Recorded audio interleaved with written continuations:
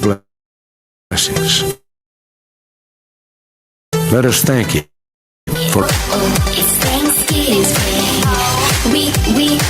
We're gonna have a good time. It's Thanksgiving. We are gonna eat some eggs. We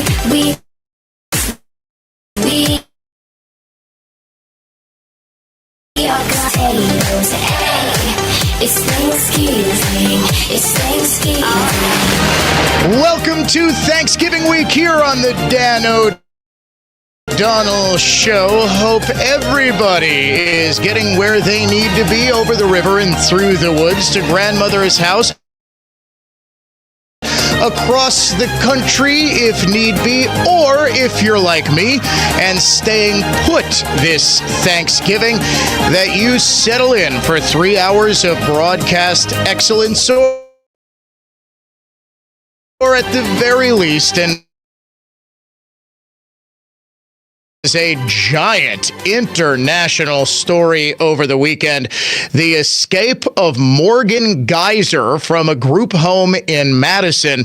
Why did the Department of Justice here in Wisconsin wait so long to inform the Madison Police Department, allowing Geyser and a male acquaintance ample time to get all the way down to near Chicago, where she was apprehended? She was in court this morning. She faces an extradition hearing tomorrow.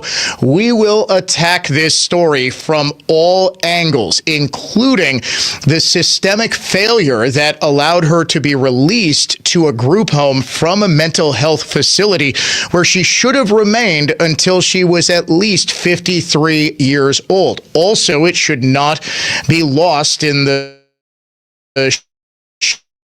shuffle of this story, identified as a male, the connection between transgender ideology and schizophrenia, which her defense attorneys argued, citing multiple psychologists, that she was no longer suffering from. The connection between the two should have been ample evidence that she was still schizophrenic, i.e. still a danger to herself and others, should not have been released. But why is it that psychologists will not follow the actual science and connect the dots between schizophrenia and trans ideology? And why is Geyser just the latest in a growing list of violent and very high-profile trans individuals? We will get into all of that throughout this hour here on the Dan O'Donnell Show. If you want to join us, our phone lines are open. So too is our text line, the AdventNews.com talk and text line, 414-799-1130, or you can reach us toll-free, 1-800-838-9476. Email me directly, dod@iheartmedia.com,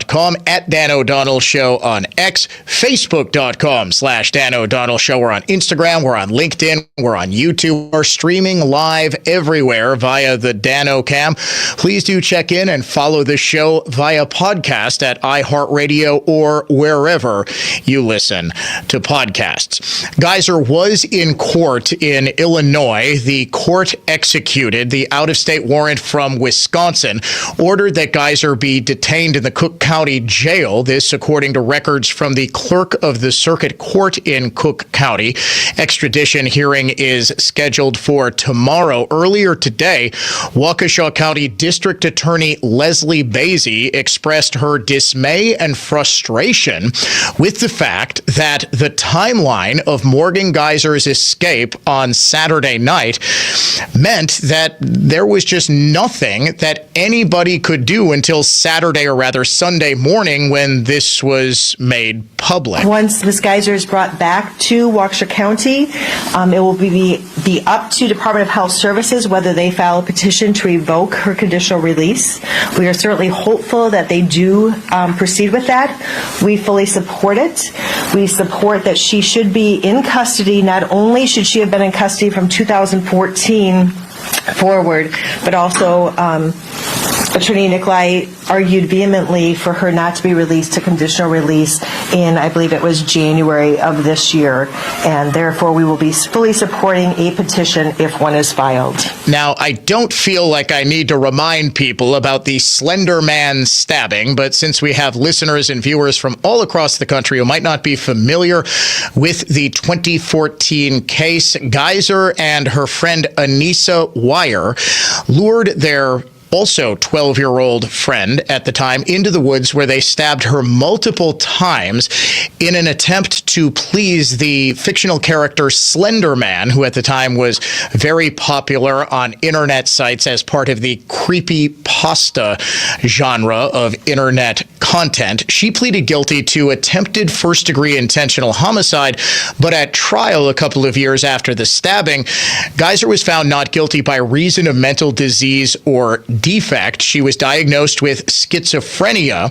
In 2018, Waukesha County Circuit Court Judge Michael Boren, who has since retired, sentenced her to the maximum indeterminate term of 40 years to life in a mental health facility. She needed 3 years of initial confinement and treatment at a state forensic psychiatric institute until her symptoms resolve or she reaches the age of 53. Now, she was released from the Winnebago Mental Health Institute early this year. She served just 7 years of her 40-year to life commitment. We will get into why exactly she was released and why she absolutely shouldn't have been coming up a little bit later this hour. But following the timeline of her escape to when local police in Madison, where she was living in her group home, were notified, reveals massive failures by the Wisconsin Department of Justice. Here's how it all went down. Between about 7:30 and 8:15 on Saturday night, Geyser is last seen on security video near her group home in Madison. She was walking with an unidentified adult male acquaintance who she was ultimately arrested with outside of, I believe it was a bus station near Chicago. At about 9:30 p.m., the Department of Corrections received a malfunction alert from Geyser's ankle monitor. She had rather obviously removed it, and staff from the group home conducted a welfare check. Once they were told, all right, the device has malfunctioned, they confirmed she deliberately cut the device off using some sort of unknown tool, and then notified the Department of Corrections. Hey, we cannot find Morgan Geyser. We see her removed ankle bracelet, but we don't have her. At around midnight, 2.5 hours after the call from the staff at this group home to the DOC, there's an internal apprehension order issued. The DOC, and this is what should still be under investigation, did not immediately alert the Madison Police Department because it took 2 hours or so, they say, to verify that she had in fact tampered with the device. Well, excuse me, if they get an alert from the device itself that says, hey, this device has been tampered with, and they get an alert from the staff at this group home that the device had been tampered with. We have the device. We do not have Morgan Geyser. It appears as though an instant APB, all points bulletin, should go out to local police departments, not just in Madison, but across Dane County and really across the broader area. This is a violent individual who, despite what several psychologists who believed her cockamamie story that somehow she was miraculously cleared of serious schizophrenic delusions in just a matter of years or actually even months. They were saying, well, she made a miraculous recovery over the last several months. This is still a person who is very dangerous. 7:46 a.m. So we have gone from 9:30 p.m., give or take, when the first 911 call is placed. Staff member at the group home calls 911 to report Morgan Geyser as an at-risk missing person. At this point, Madison police are finally made aware of the fact that she has pulled off her bracelet and escaped. Remember, she was last sighted outside of the group home on surveillance video 12 hours earlier. This gave her more than enough time to get out of what would be a standard search area. So sometime yesterday afternoon, she and this guy take a bus from Madison to the Chicago area, eventually landing in Posen, Illinois, which is about 25 minutes south of downtown Chicago. It took them about 4 to 6 hours to go the estimated 200 miles. In that time, very clearly, had law enforcement in the Madison area been notified, they could have pieced together through surveillance cameras where it was she and this guy were going. They probably could have been able to pin her to that exact bus station, where they would have just needed to take a look at what buses were leaving for where and figured out where she was very quickly. 10:35 p.m. Police in Posen last night locate Geyser and the 42-year-old man she was with, which raises some significant questions of its own. Why this 42-year-old is with a 23-year-old Morgan Geyser. Is this a relative? Does not appear to be. Is this a family friend? Or more likely, is this somebody who she possibly met on the internet, who is all manner of screwed up himself and was contacted specifically to, or as part of their ongoing relationship, agreed to help her escape. So they're found at this truck stop and gas station. And when she was asked who she was, according to police, she said, "Just Google me." Well, this was the wrong answer, because they did. They figured out exactly who she was, and they took her into custody. The 42-year-old has been charged with a couple of minor crimes, loitering, trespassing at this truck stop gas station, as well as obstruction for failing to give his name. People are asking very serious questions about why there was such a big delay, and I am one of them. Why did the Department of Corrections wait so long to inform local police? Was this, as I suspect, just your standard issue incompetence? Because remember, this did occur on a Saturday night. And are there fewer than normal people staffing the Department of Corrections department tasked with monitoring all of the people who are on electronic monitoring devices?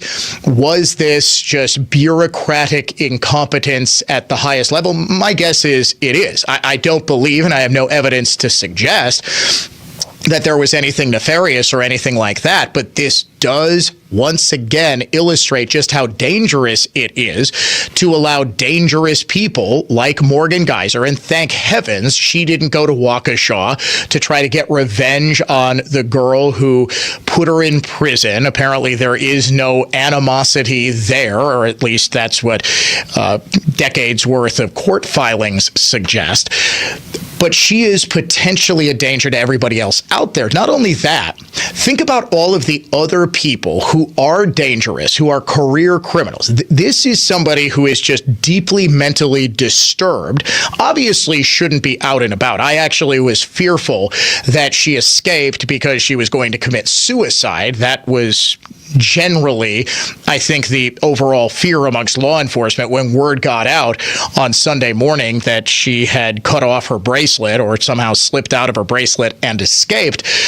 But nonetheless, she is about the least dangerous of all of the dangerous people who are routinely put out on electronic monitoring. If there is this amount of delay, just think about somebody who's armed to the teeth, who has nothing to lose, and is not going to go down without shooting at law enforcement or anybody else who happens to notice him and attempts to bring him back into custody. This is where we get into a massive issue with violence amongst people who are released on signature bond, on electronic monitor, whatever it is. This is why dangerous people need to be locked up. As I said, Leslie Basie, the Waukesha County District Attorney, was expressing extreme frustration and outright dismay that there was this delay in informing anybody, including the Slender Man stabbing victim and her family. We found out yesterday morning about Morgan's escape.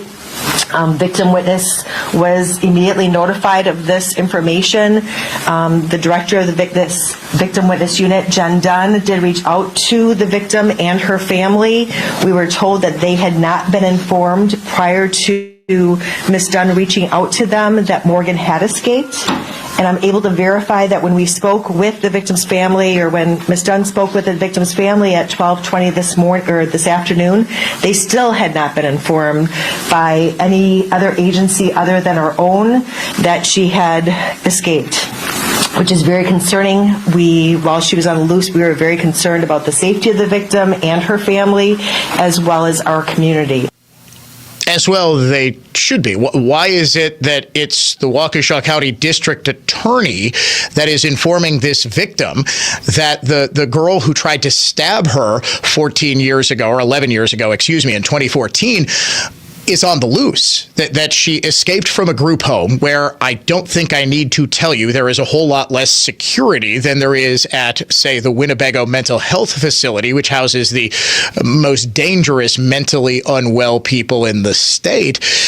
This is a massive failure of epic proportions, and thank heavens it didn't end tragically with either the death of Morgan Geyser at her own hands or the death of somebody else at Morgan Geyser and whoever this 42-year-old man who was on the road with her. When we come back here on the Dan O'Donnell Show, why it was such a travesty that Morgan Geyser was ever released to begin with. Just a reminder, we are today starting all Christmas bumper music on this Thanksgiving week. You're listening to the Dan O'Donnell Show. Back in 3 minutes. Julia owed the IRS thousands. I was paralyzed with fear. Then I heard a commercial for Optima Tax Relief. Optima Tax Relief is the leading tax resolution firm. A+ rated by the Better Business Bureau and experts in the Fresh Start Initiative. Optima Tax Relief settled my IRS tax bill. Call Optima now for a free consultation. It was amazing. Call 800-926-0155. 800-926-0155. Optima Tax Relief. Visit OptimaTaxRelief.com for details. Wesley Financial Group is not a law firm, and Chuck McDowell, definitely not an attorney. This is Chuck. If someone talked you into buying something really silly and you want to get out of that silly little thing, my advice, get the facts. Call me and I'll send you our timeshare exit kit absolutely free. Inside, you'll learn how timeshare works and all your options for cancellation. Call Wesley now for your free timeshare exit information kit. 800-809-7171. That's 800-809-7171. Thanksgiving's a special time to gather with loved ones. As we enjoy delicious food and create lasting memories, let's take a moment to appreciate each other. Wishing you and your family a happy Thanksgiving from your friends at iHeartRadio and Gruber Law. One call, that's all. Goldsmiths are essential to running a jewelry store, but they're extremely hard to find. Goldsmiths can repair jewelry, set diamonds, resize rings, and create beautiful, one-of-a-kind pieces of custom jewelry. Most jewelry stores do not have an in-house goldsmith. But Kessler's has 18 wonderful goldsmiths working in our 9 Kessler stores. The average Kessler's goldsmith has more than 15 years of full-time experience. And that's not counting all the apprentice goldsmiths and jewelry designers. Our goldsmiths repair a lot of jewelry that we did not sell. Bring us your broken jewelry and we'll bet. Attractive, very distinctive engagement ring. You can safely assume that it's a custom-designed, one-of-a-kind ring made by the goldsmiths at Kessler's. When your relationship is special, you need a special engagement ring. If you want something that's breathtakingly one of a kind, come to Kessler's. For the location of the Kessler's nearest you, visit KesslersDiamonds.com. Do you own a small business? A seismic shift is coming. It's time to get super sure. Make News Talk 1130 WISN your number one preset on our free iHeartRadio app. Powered by Gruber Law. One call, that's all. Injured? Remember, one call, that's all. 40 years ago, being informed was about reading the newspaper and watching the nightly news. Now, with information coming at you at the speed truly is a complex proposition, a more comprehensive process. At WISN, our show hosts frame stories, issues, and topics with both facts and unique analysis, and that leaves you with a richer understanding of the world around you. It's the perfect blend of information and insight. Stay informed all day, every day on WISN.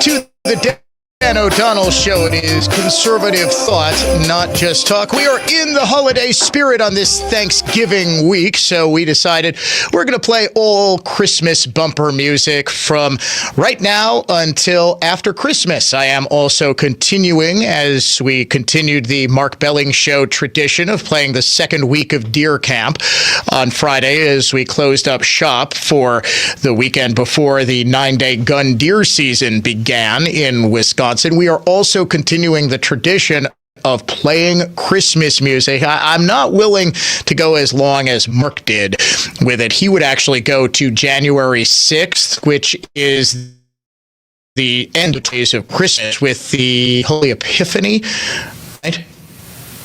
Yeah, the Epiphany. And also Orthodox Christmas.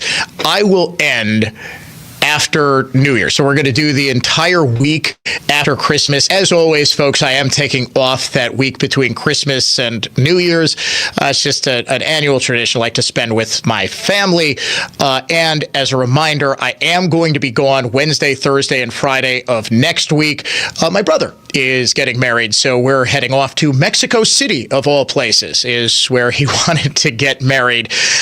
For right now, though, since we are in the Christmas spirit,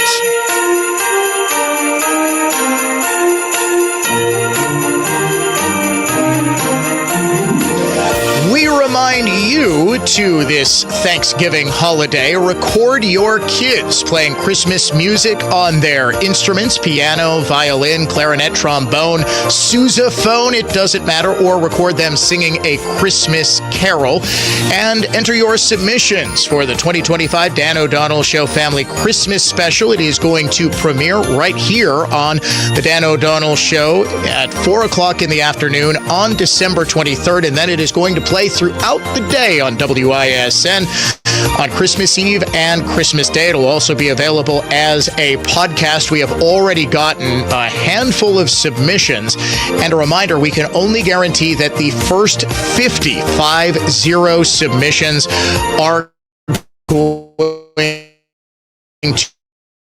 to be accepted. Please get this as early as you can. Next week to do it. You can email them to DOD@iHeartMedia.com. That's DOD@iHeartMedia.com. That is going to be the only way we accept submissions. Multiple siblings together or separate are just fine. It's open to kids 18 or under, provided those 18-year-olds are still in high school. So high school seniors on down. Also, if you are the conductor or director or school principal of a school choir or church group that you want to feature, provided that you have the ability to speak on the group's behalf, we would love your submissions as well. Your choir, your orchestra, your band, whatever it is, please do keep those submissions to about 2 minutes or under. And the deadline for final submissions is going to be the end of the day. That is the end of this show on Friday, December December 12th. Please do get those submissions in as early as you can to dod@iheartmedia.com. We are looking forward once again to the 2025 Dan O'Donnell Show Family Christmas Special. The original sentence for Morgan Geyser was deeply flawed. I supported the decision to try her as an adult as opposed to a child, but it was unsurprising, to say the least, that she was eventually found not guilty by reason of mental disease or defect, essentially the state's insanity defense. She was diagnosed with schizophrenia, and 4 years after the stabbing in 2014, February of 2018, she's sentenced to the maximum term of 40 years to life in a state mental health facility. This was the right decision by Judge Michael Boren. However, she was released earlier this year. She served just 7 years of the 40-year-to-life commitment. Why? Because 3 psychologists from that institute testified in January of this year in a hearing again before Boren, because Boren was, up until he retired, handling this case. They testified that Geyser has made, quote, impressive and substantial progress over the preceding 6 months. How did they know? Prosecutors argued that she was faking her progress in 2020 and 2024. Remember, she has been petitioning for her release consistently since she was initially confined. In 2 separate evaluations, they noted that Geyser had been, quote, faking improvement or minimizing her symptoms to gain privileges, like, say, access to the phone, access to the internet, whatever it was, an extra Jell-O cup. I don't know what she would be faking to get privileges for. Prosecutors were also able to present evidence in 2024 that she had actually gone so far as to brag to another patient about how she knew how to play the doctors. Now, this, to me, would be proof positive that nothing that you see about her progress should be believed. That she knew how to talk to psychologists who are then presenting their evidence before Judge Boren. Oh, yes, because of our work with her. This is sort of the scam about these psychiatric evaluations. It's the psychologists who treat her themselves who are making the recommendation. What are they? What do you think they are going to say? Yes, I'm a terrible psychologist, and this patient has made absolutely no progress. Or if you have somebody who maybe wasn't as schizophrenic as she initially claimed, in order to, maybe she was also, in her own words. In fact, this is something that in today's press conference with the Waukesha County Attorney's Office, Assistant DA Abby Nikolai, that there's no way that Morgan Geyser should be released to a group home because she's still incredibly mentally ill.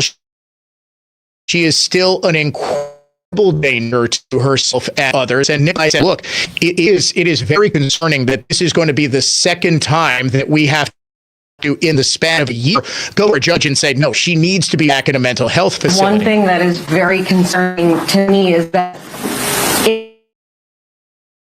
if and when a petition is filed by the department to revoke, march on a petition to revoke conditional release already. And so it's extremely concerning that you would so blatantly violate a very, very simple condition, which is to stay in a placement and keep a bracelet on.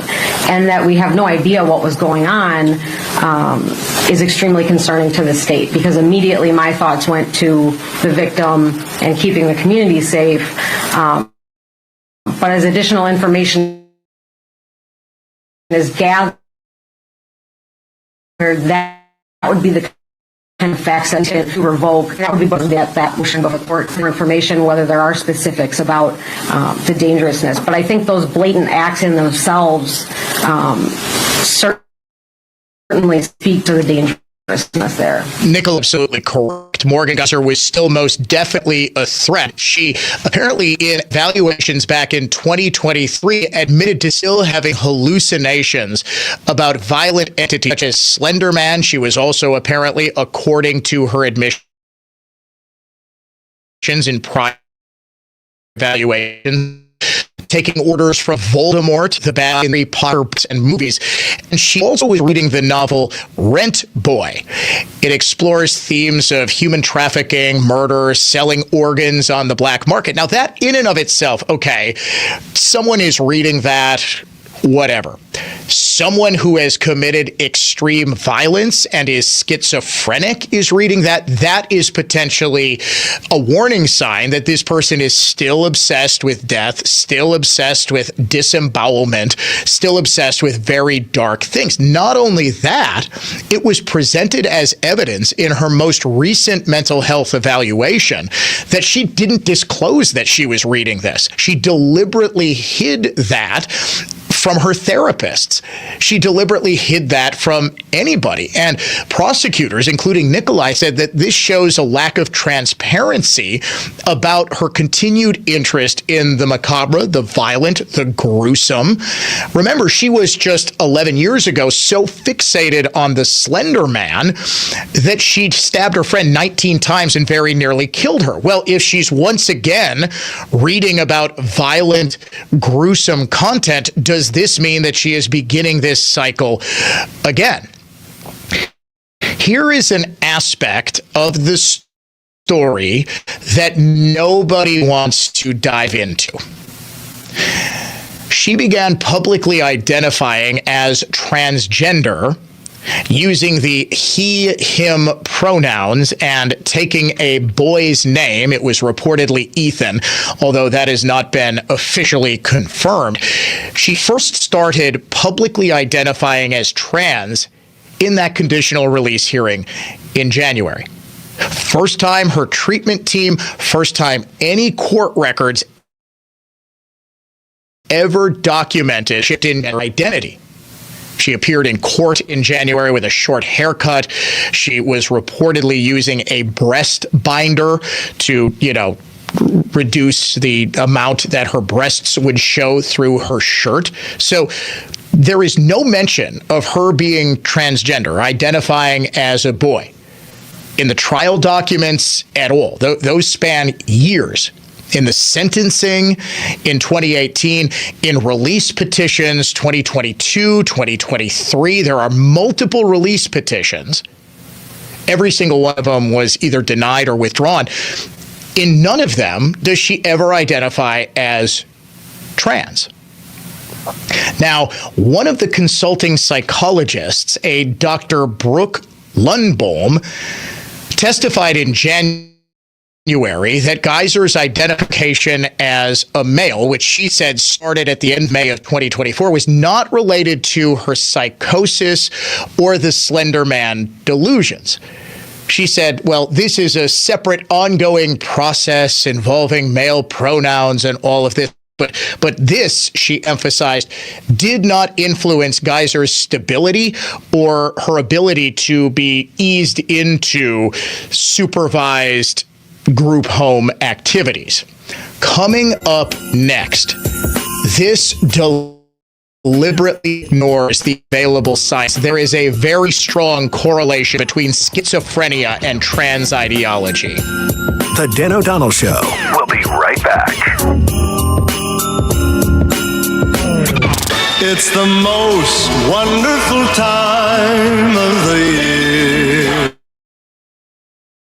B97.3, and it's now Milwaukee.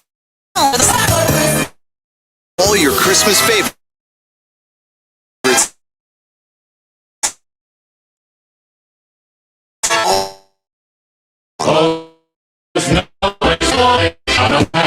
Milwaukee Plays, B97.3. Snow's on the ground. Lights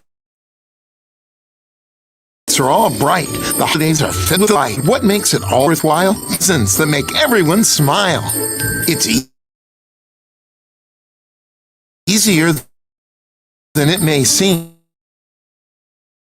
to find gifts that make their theme. They're already around town. Indeed, Mixie. It's the Holiday Scratch Games from Wisconsin Lottery. Now, prices go from 1 to 20, and types to choose from, well, there are plenty. Lots of different games to give, with instant prizes to add to the very far from where you live. So your shopping is for, or those you recall at the last minute, and sure to the one you simply adore. For all, the smiles are sure to hit. An easy gift is always near to make sure you're spreading cheer. It's the Holiday Scratch Games from Wisconsin. Things are going to be busy between now and the end of holiday gatherings, school functions for the kids, and family get-togethers. Hi, it's Jay, and the last thing you want to worry about this holiday season is whether your roof is going to make it through another Wisconsin winter. Well, one call to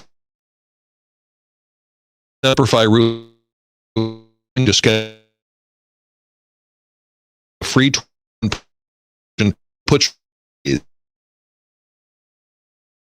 Most of the time, problems can be fixed with a minor repair, but if it is time for a roof, Semper offers many saving discounts and term make paying easy. And don't forget, Semper is so confident in their skilled installers, they offer a 50-week free guarantee on every roof they install, 50 years. So call or go online, schedule your free 21-point roof inspection to 600-2910, 262-600-2910, or online at semperfi.roofing.com. We keep you safe, warm, dry, You've got your whole life ahead of you, so choose a Medicare plan you can count on. If you're living with a chronic condition like diabetes, chronic heart failure, or a cardiovascular disorder, you might count on extra support with your health care too. That's why United Healthcare offers chronic special needs plans with extra benefits and a large provider network to choose from. Visit uhc.com/Medicare to find out if you qualify today. United Healthcare Medicare plans. It's Medicare coverage Wisconsin can count on. Provider network may vary in local market. Believe it or not, it's been 6 months since tax day. It's time to start taking a look at your plan. Fortunately, we're still in a window of time where you can review, strategize, and make many changes to your 2025 tax plan. But the days are going by quickly. The team here at Annex Wealth Management can help. Our tax and retirement specialists can review your goals and your current situation and walk through options that might build confidence on where you're headed. Contact Annex Wealth Management today. Do you own a small? A seismic shift is coming. It's time to get super sure. Come on. Restoring your home with Trudy is our only business. We are Wisconsin's most trusted carpet cleaner for over 75 years. Adel Carpet and Drapery Cleaning. It's Edelman. Central Office Systems Managed IT Service come with 24/7, 365 North American tech support. Available in less than 1 minute by phone. Converting IT risk and liability into assets. CentralOfficeSystems.com. That's CentralOfficeSystems.com. Hey, Donald, for my friends at Current Electric, they'd like to thank Southeast Wisconsin for making them one choice in same-day electrical services. Do you know the reason so many people choose Current Electric? Is trust. That's simple. People trust the Current electricians that come into their homes, perform same-day electrical service and repair, have for over 40 years. Give the superheroes from Current Electric a chance to earn your trust. You won't be sorry. Go to callcurrent.com. Want to work at a shooting range, firearm training center, and gun store? At both Let Your Arms locations in Waukesha and Pewaukee, we have immediate opening for customer service, sales, shipping and receiving, and range city officer team members, offering flexible schedules and part-time positions, employee perks, as well as medical and 401k benefits for full-time employees. Firearms knowledge is a plus, but not required. Visit either location to apply.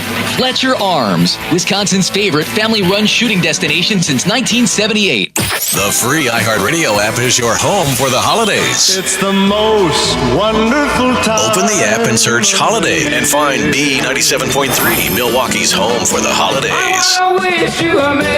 Plus stations playing specialized holiday music, Christmas classics, Christmas jazz, country, plus tons of playlists, even podcasts.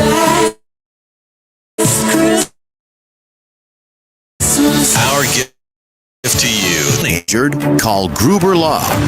One call, that's all. This is where sycophants and chills are shunned, and commitment to the unvarnished Truth is sustained. Just one reason that the Wisconsin's Listen to radio station. News Talk 1130 WASN.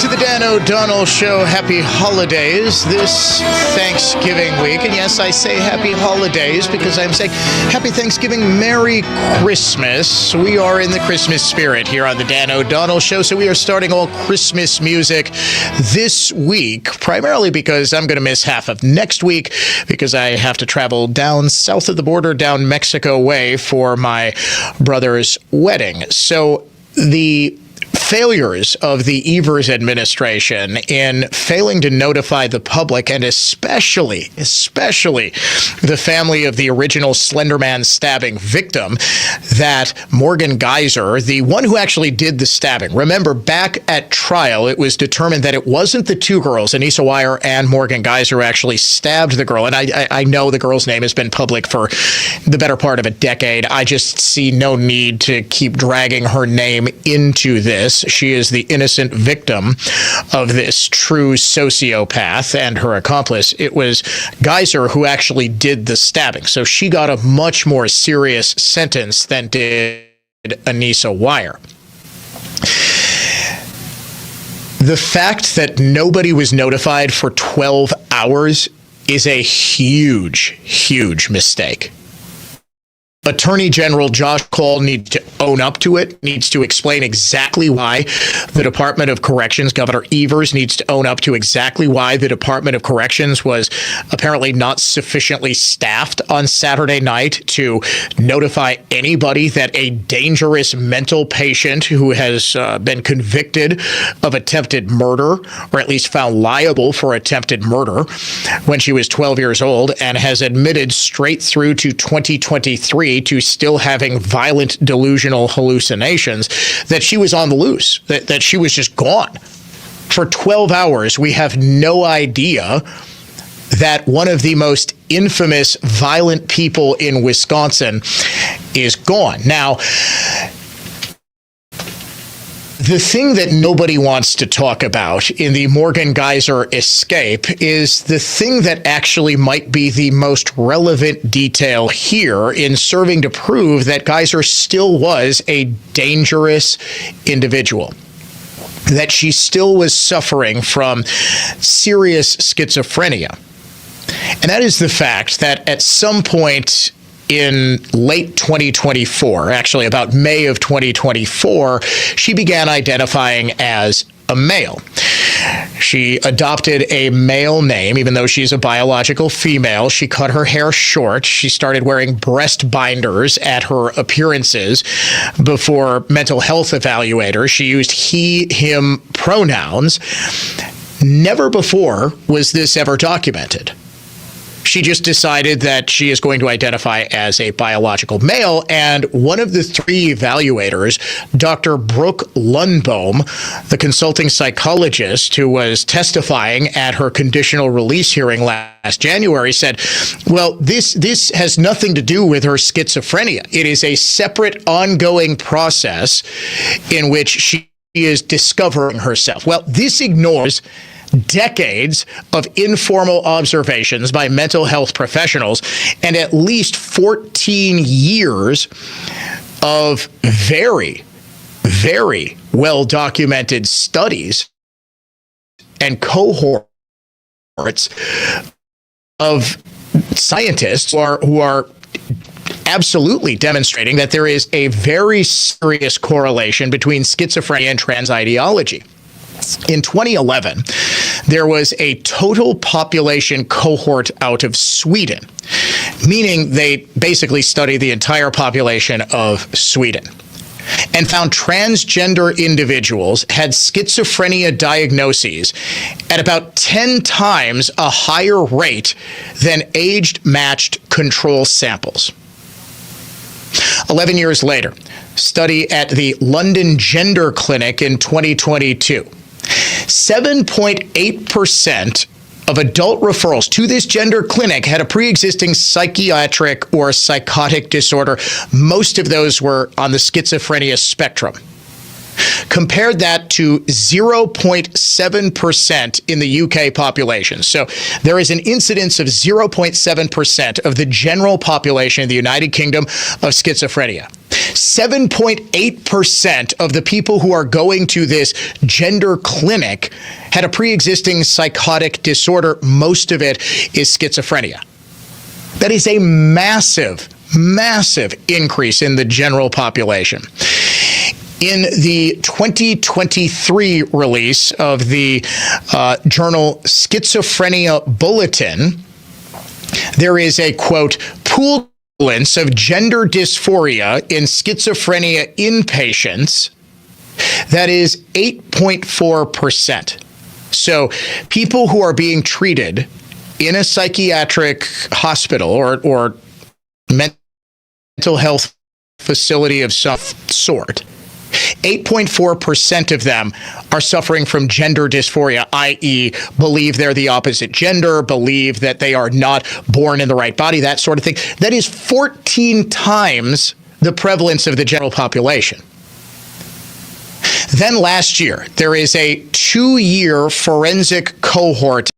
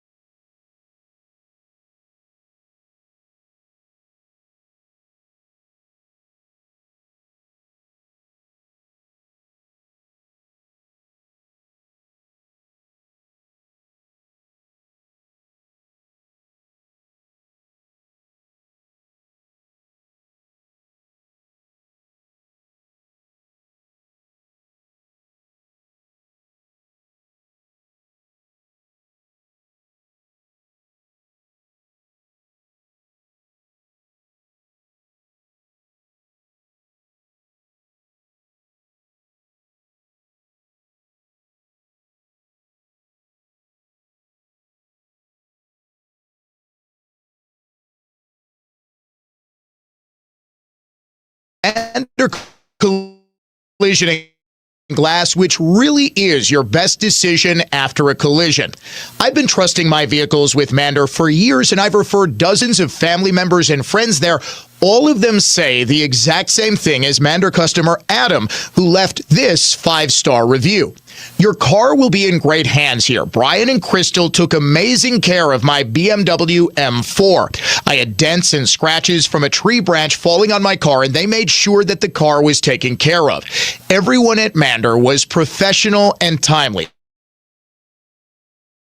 I hope I don't need their services anytime soon,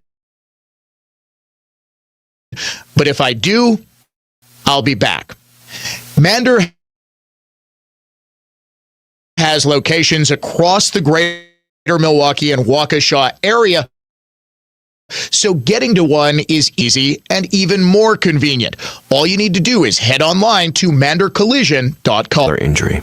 If you're seriously injured and represented by a sign and settle firm, insurance companies are in the driver's seat, and your multi-million-dollar injury may be reduced to a multi-thousand-dollar injury. I'm Ken. Ken, are you an actor or are you a football player? No, real person permanently injured by a fraud committing doctor who operated on the wrong side of my back, making pain and numbness far worse and permanent. I had to hire someone else because the first law firm I went to turned me away. That was a lucky day because I hired Warshevsky instead. Warshevsky's elite investigators, trial attorneys, and legal experts will prepare your case to win at trial from day one. Insurance companies value your claim based on the quality of your attorney. My $2.9 million settlement proves insurance companies respect and fear Warshevsky at trial. Injured?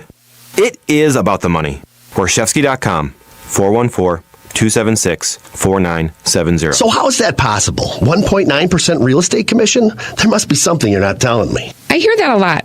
The truth is, everybody could do it, but they choose not to because folks keep paying more than they have to. I guess they just haven't heard yet that Century 21 Benefit Realty can make that 1.9% real estate commission promise on the sale of your home and stick to it.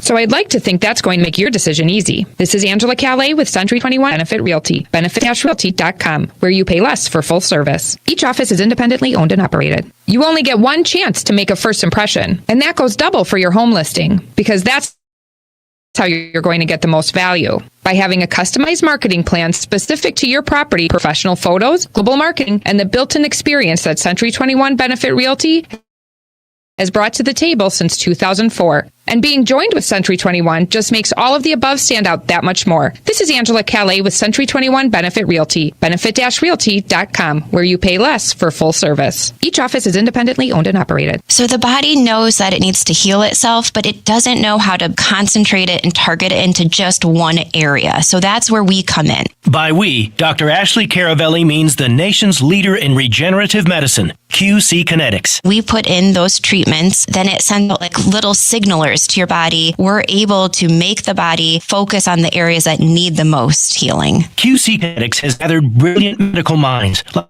Dr.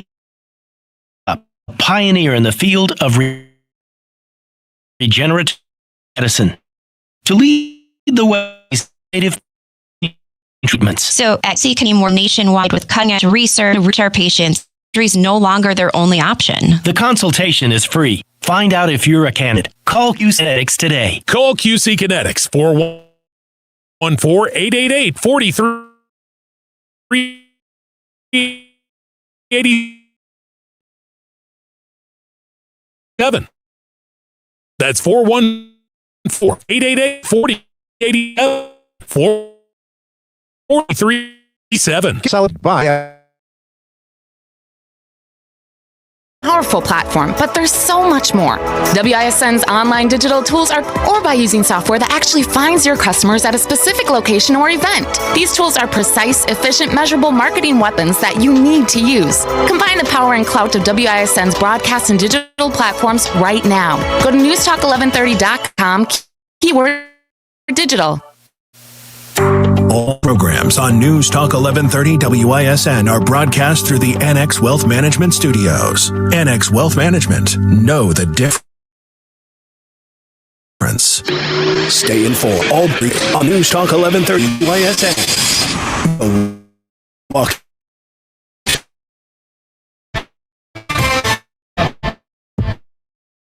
Good afternoon, I'm Sean Maloney. A gold pocket watch that's sinking the Titanic is for more than $2.3 million at auction. The watch was recovered from the body of first-class passenger Isidore Strauss after the ship sank on its maiden voyage in April 1912. It could be a snowy day before Thanksgiving. Forecasters say there's a 50% chance to snow across southeast Wisconsin Wednesday. There's no mention of serious accumulation. There's also a warning about the wind. Forecasters say we could see winds of up to 40 miles per hour. In business news, the Dow was up almost 100 points today as 100 up 100 points.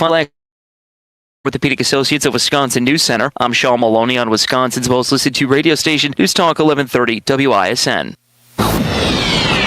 Here's the latest forecast, powered by ReamerRomano.com from the Fox 6 weather experts. Cloudy and windy this afternoon, high temperature around 50, then scattered rain showers expected tonight and throughout Tuesday. Staying mild Tuesday in the 50s, then dropping into the 30s the rest of the week with light snow on Wednesday.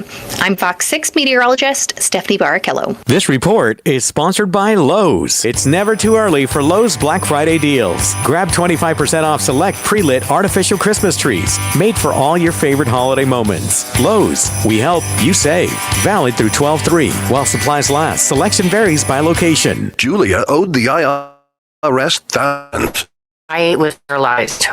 I had a commercial for Optima Tax Relief. Optima Tax Relief is the leading tax resolution firm. A+ rated by the Better Business Bureau and experts in the Fresh Start Initiative. Optima Tax Relief settled my IRS tax bill. Call Optima now for a free consultation. It was amazing. Call 800-926-0155. 800-926-0155. Optima Tax Relief. Visit OptimaTaxRelief.com for details. Wesley Financial Group is not a law firm in Chuck McDowell, definitely not an attorney. This is Chuck. If someone talked you into buying something really silly and you want to get out of that silly little thing, my advice, get the facts. Call me and I'll send you our timeshare exit kit absolutely free. Inside, you'll learn how timeshare works and all your options for cancellation. Call Wesley now for your free timeshare exit information kit. 800-809-7171. That's 800-809-7171. I'm Dan Small. We'll talk safe hunting this week on Outdoors Radio, Saturday morning at 6 on News Talk 1130 WISN. Brought to you by the Wisconsin DNR with a reminder, be sure of your target. Don't shoot at movement. DNR.wi.gov. Bob from Redefined Realty with a riddle for you. Guess correctly before I give the answer, and you are a winner. Only agents from one real estate company already know the answer. Ready? Pay attention. Here goes. I'm a contest between 4 or 5, even 10 people that only ends when one absolute winner is declared, yet I have 2 winners. What am I? You got it? Are you a winner? Need more time? No, it's not the record at auction sale price of $2 million for a Wu-Tang Clan vinyl record. That's an impressive guess, though. Selling a home? Only Redefined Realty's proprietary method guarantees buyers get every opportunity to pay you maximum dollar and that you will leave closing with maximum profit. One more time. I'm a contest between 4 or 5, even 10 people that only ends when one absolute winner is declared, yet I have 2 winners. What am I? The answer is a Redefined Realty MLS home sale boosted by Easy Home Bidder Auction. Buyers win, sellers win. Let yourself win. Real estate for winners. RedefinedRealty.com. Bob from Redefined Realty here. I'd written my own ads for 20 years. Creative genius. Here. Same. Well, Inet's ads and 100 other businesses' ads. Writing your own ads, you kind of get stuck repeating the same message. Different words, but the same perspective. Before introducing Easy Home Bidder, Bob came to Inet to brand his brainchild, MLS listing backed by auction. It's brilliant. MLS guarantees the home is found. Auction guarantees the highest sale price. Period. Inet branded it, wrote our story, knocked our marketing out of the park. When you think of selling your home, you know MLS and auction together is the right choice. Redefined also benefits from unparalleled radio buying power. Industry is secular in I'm part of the Inet community. More than 1,000 businesses working together for each other's successes. Websites, branding, design, video, and radio. Inet is improving the economy one business at a time. Inet.com. CreativeGeniusMarketing.com. Buyers, sellers, real estate for winners. Redefined Realty.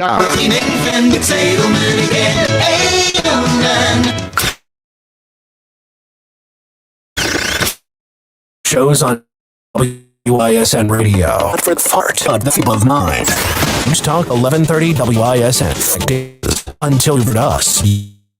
The whole story. This Thanksgiving, Brett bears Americans together for common ground. Conversations that unite. A 1-hour Fox News radio special. Here lawmakers, business leaders, and public figures from all sides come together to find unity, understanding, and hope in a divided world. Common ground. Conversations that unite with Brett Baer. This Thanksgiving, only on Fox News Radio. Part of our Thanksgiving Day programming on News Talk 1130. WISN. This week, Americans loves Thanksgiving. We are very blessed to call this nation our home. As we gather this Thanksgiving, ask the Lord, let us thank you for our people out there and freedom. Thanks for all that we have, and let us boldly face the external frontiers I have. It's Thanksgiving. We're gonna have a good time. It's Thanksgiving. We are gonna have a good time. The turkey, eggs, potatoes, eggs. We are gonna have a good time. The turkey, eggs, potatoes, eggs. It's Thanksgiving. Just 3 days until Thanksgiving 2025, and we are celebrating here on the Dan O'Donnell Show. We used to try to have Thanksgiving-themed bumper music, but then realized outside of what you just heard, which is It's Thanksgiving by Nicole Westbrook. It was a viral sensation about a decade ago because of how bad a song it was. But we turned it into our unofficial Thanksgiving anthem here on the Dan O'Donnell Show. Outside of that, Over the River and Through the Woods to Grandmother's House we go. And technically, Jingle Bells was originally a Thanksgiving song. A little bit of Christmas Carol trivia for you there. There really are not a whole lot of Christmas songs. Really, Halloween and Christmas are the only two holidays that have their own soundtrack. Yes, obviously the 4th of July, pretty much anything patriotic will go, and anything by John Phillips Sousa, any march he ever wrote sounds great on the 4th of July. But in terms of holiday music, very, very difficult to find Easter songs. Very, very difficult to find, well, St. Patrick's Day. Pretty much anything Irish will do there. But you try to find yourself a song for Arbor Day. Now, we do have an open call for Christmas carols performed by the children and grandchildren are listening.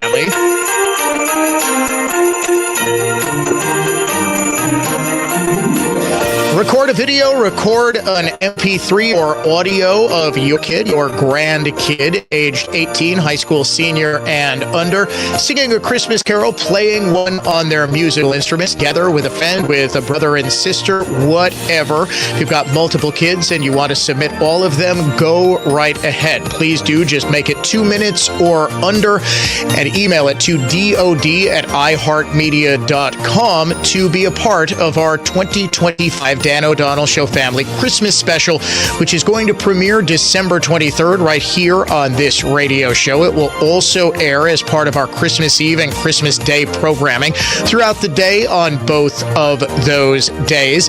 It is a music celebration of the most magical, most wonderful time of the year, starting the children and grandchildren of our listener family.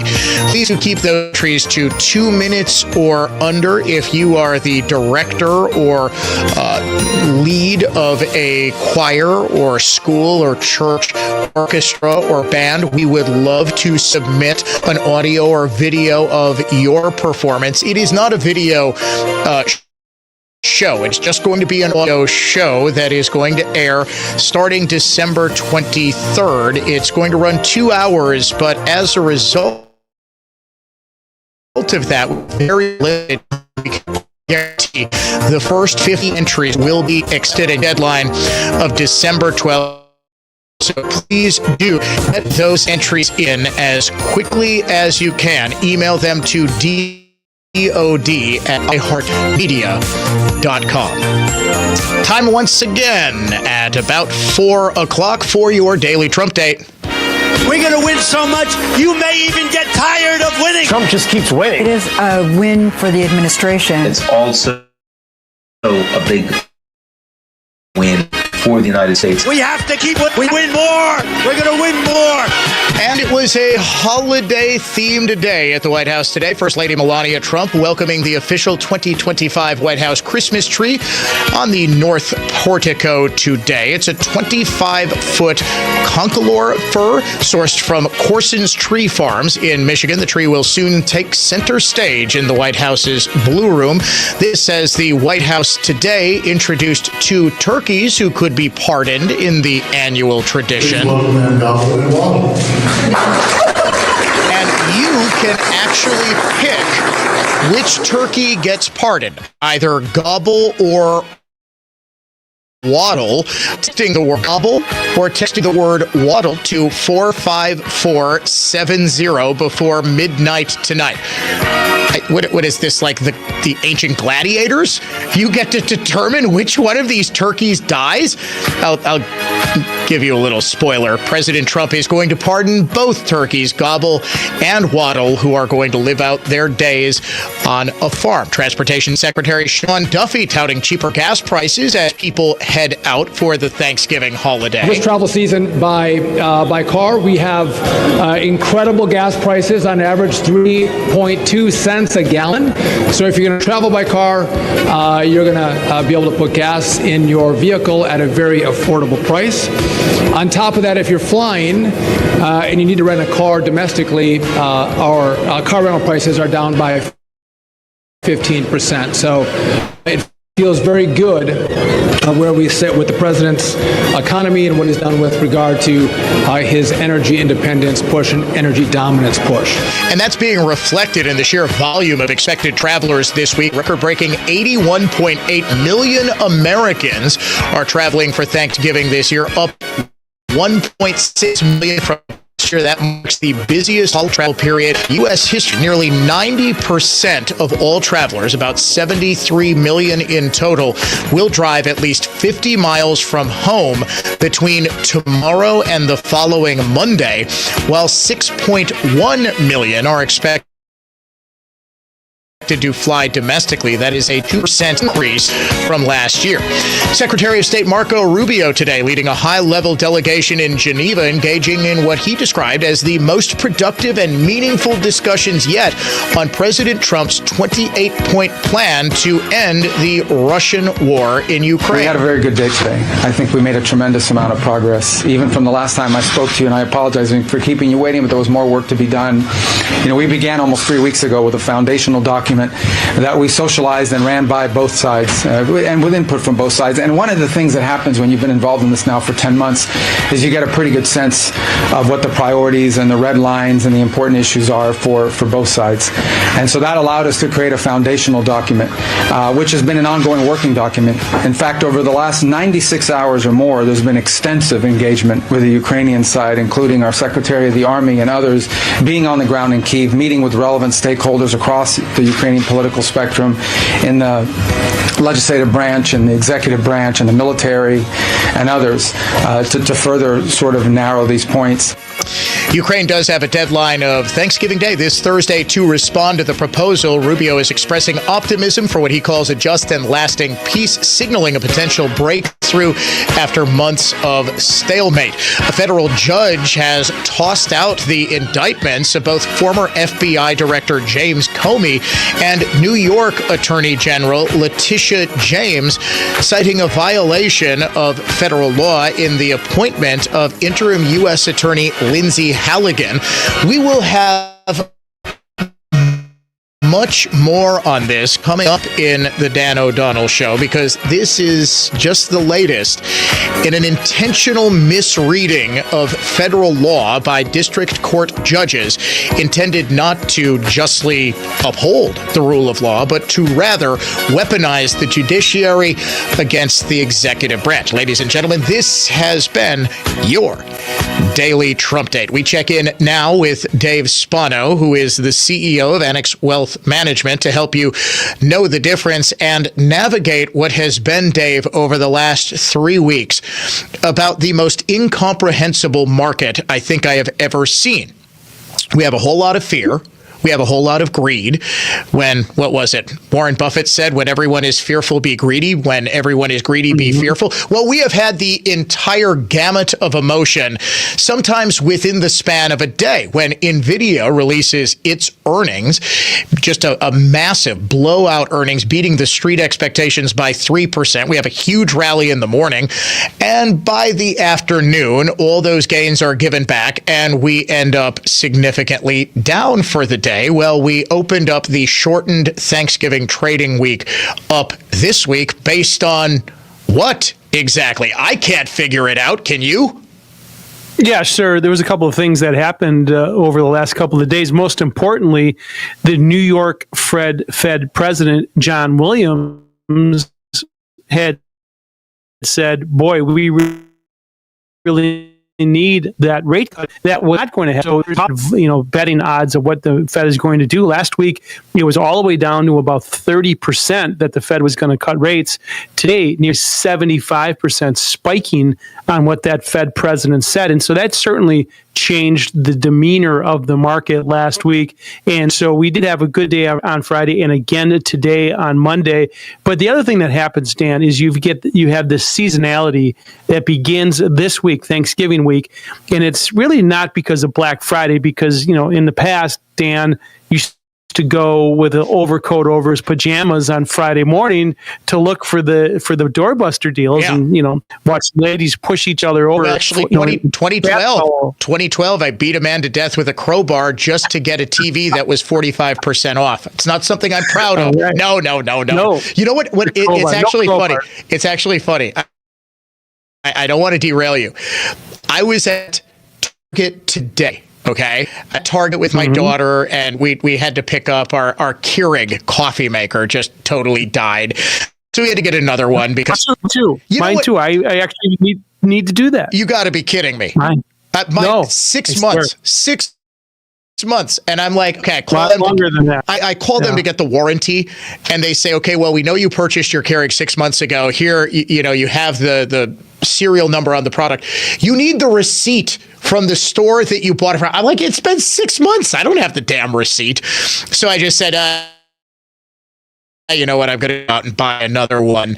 And I was there, and they were advertising that they are going to the first who are in line, gift bags filled with like Christmas treats or something like that. Could you have imagined that day if during height of the craziness on Black Friday goes to show you how much Amazon.com and online retailing has just taken over, and the dire straits even very successful retailers like Target are when they need to bribe people to show up on Black Friday. Yeah, that's exactly right. So there isn't these, crowbar beating deaths anymore in Black Friday, but it's now cyber. Which is, it's a shame. It is a shame because I happen to enjoy reporting on all the madness. We used to do, it was a recurring segment on Black Friday, and I would play all of the reports of like people beating each other in line, and we'd set it to, it's the most wonderful time of the year. I had so much fun doing that, and I actually used to go real late at night after we would get done with giving dinner and everything, like midnight, 1 a.m. I would take my kids, and it was always we'd go to Target or Walmart or something like that, and they watched Dad. They did. Actually, my 6-year-old actually jumped on just to make sure he was dead. And now Child Protective Services is coming to the O'Donnell house. No, it's Cyber Monday. That's exactly why. Cyber Monday. The people don't have to go through it. They get the same deal. And so that is a big part of it. So seasonality as well as the Fed changing, both of those things are leaning into this change. And as we get into the end of the year, you're going to, you're going to know that some of this information that's coming out is bearish. For example, we had the best earnings season in the last 4 years. Yep. You don't see that being talked about. So you put all of those together with the fact that next year, and the liberals in the crowd are not going to let this. Estimate for GE for next year are 5%, which is so we haven't seen. It's a blowout from where we've been. And so all of these things together are setting ourselves up. So I'm not surprised that the market is fluctuating around. And why did that happen? You have to go back that there was a bunch of reports that we're not going to have enough energy to power all of this AI that's coming down the road. And that was, and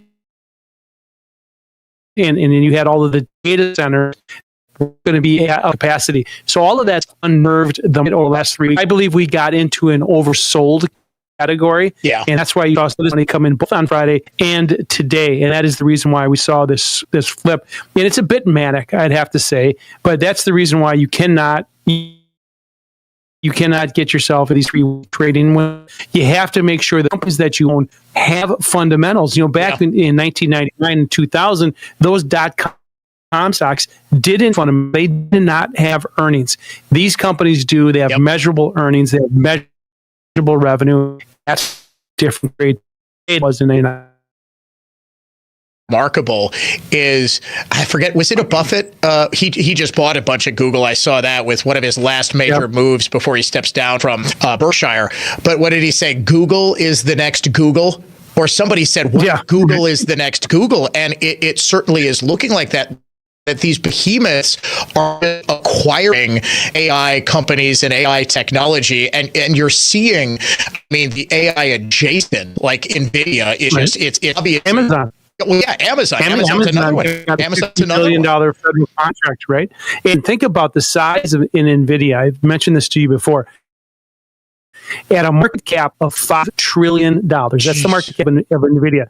That is larger than the French, Great Britain, and German stock markets added together.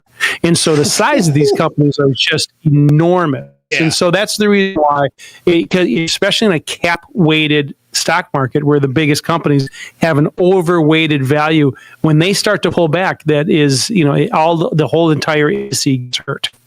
That's actually an excellent point. Like, just as the Magnificent Seven has basically artificially inflated the gains of the stock market since 2022, 2023, any slight pullback is going to have massive downstream effects. I didn't even think about that. And that, Dave, is why I am so thankful that we have you on each and every week. Hey, happy Thanksgiving, my friend, to you and everybody at Annex. By the way, head to annexwealth.com.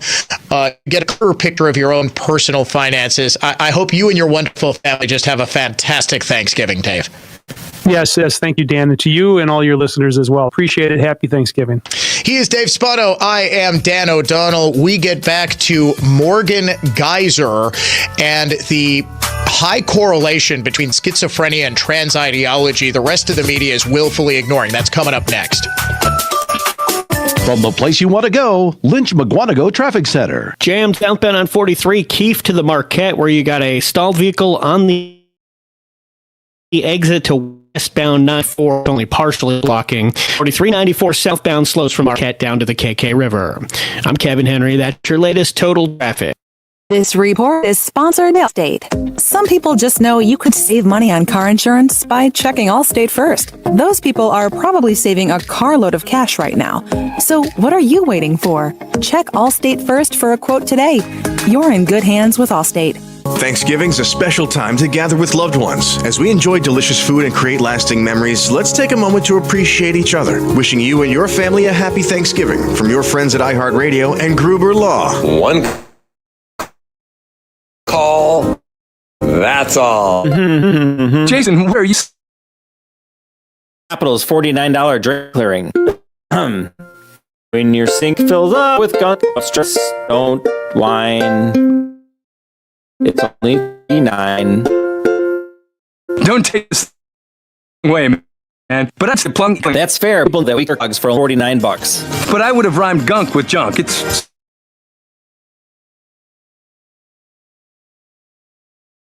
so obvious. This Black Friday crafts durable, outdoor furniture made in the U.S. and built for every season. Starting Black Friday, buy one piece and get one piece for 30%.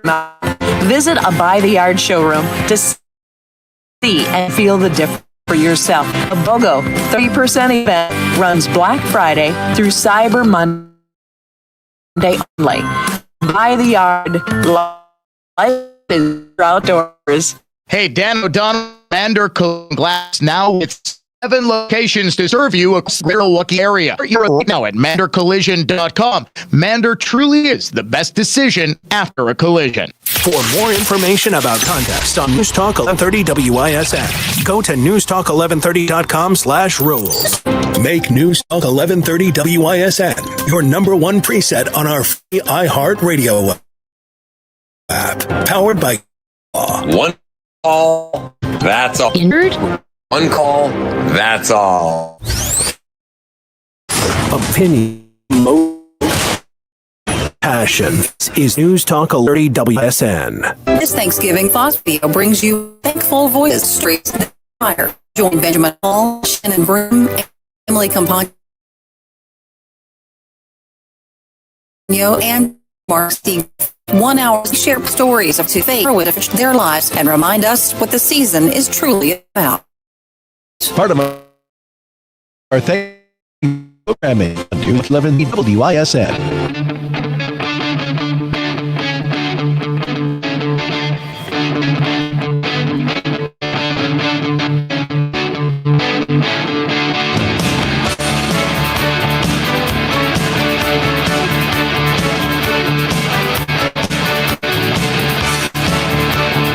Conservative thought, not just talk. It is the Dan O'Donnell Show, diving deeper into the issues than anyone else in media instead of slogans. You get an actual understanding of what it is that's going on. For example, we spent almost all of the 3 o'clock hour talking about the escape of Morgan Geyser, one of the 2 Slender Man stabbing suspects, who is diagnosed with severe schizophrenia and as a result was found not guilty by mental disease or defect, basically the insanity defense, to charges of stabbing her friend 19 times when they were all 12 in an effort to appease the fictional character Slender Man so she could become his acolyte, and her co-defendant Anissa Weier would live happily ever after with Slender Man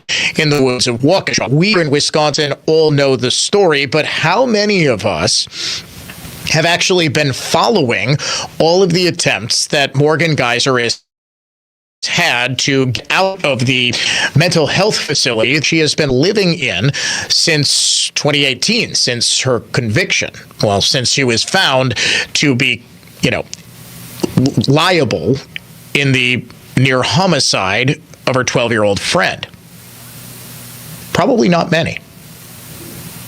How many people also knew that she had declared herself to be transgender during her most recent appeal to get out of the mental health facility? She was supposed to be there until she was 53 years old. She got the maximum 40-year term. Instead, she stayed for 7 years. 7 years for attempted first-degree intentional homicide. Now, does this sound like justice? It absolutely does not. This is why I vehemently disagreed with the not guilty by reason of mental disease or defect finding when it happened, because the standard there is, does this person know the difference between right and wrong?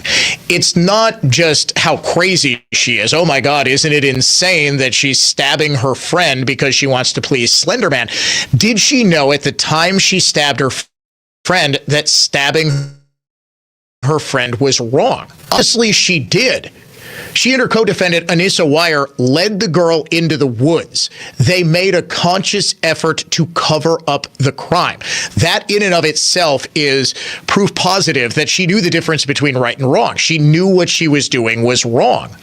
She should have been sentenced to prison for decades. Instead, she goes to a mental health facility where she gets to petition over and over and over for her release to a lower security group home, which was finally and stupidly granted by Judge Michael Boren earlier this year. And of course, over the weekend, she cut strips off her electronic monitoring bracelet and escapes.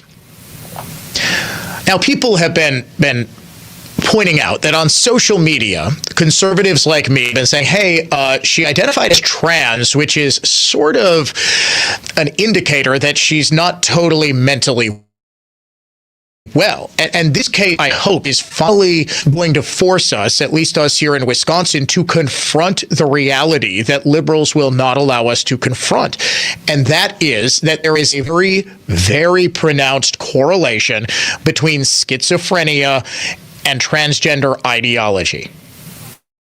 I mean, even people who don't study psychology or really understand it just kind of know intrinsically, if someone believes that they're a boy, but they're really born a girl, and in order to be happy, they need to cut off their male sex organ and surgically add a female sex organ, you sort of know. Common sense would tell you that's not something a sane person would do.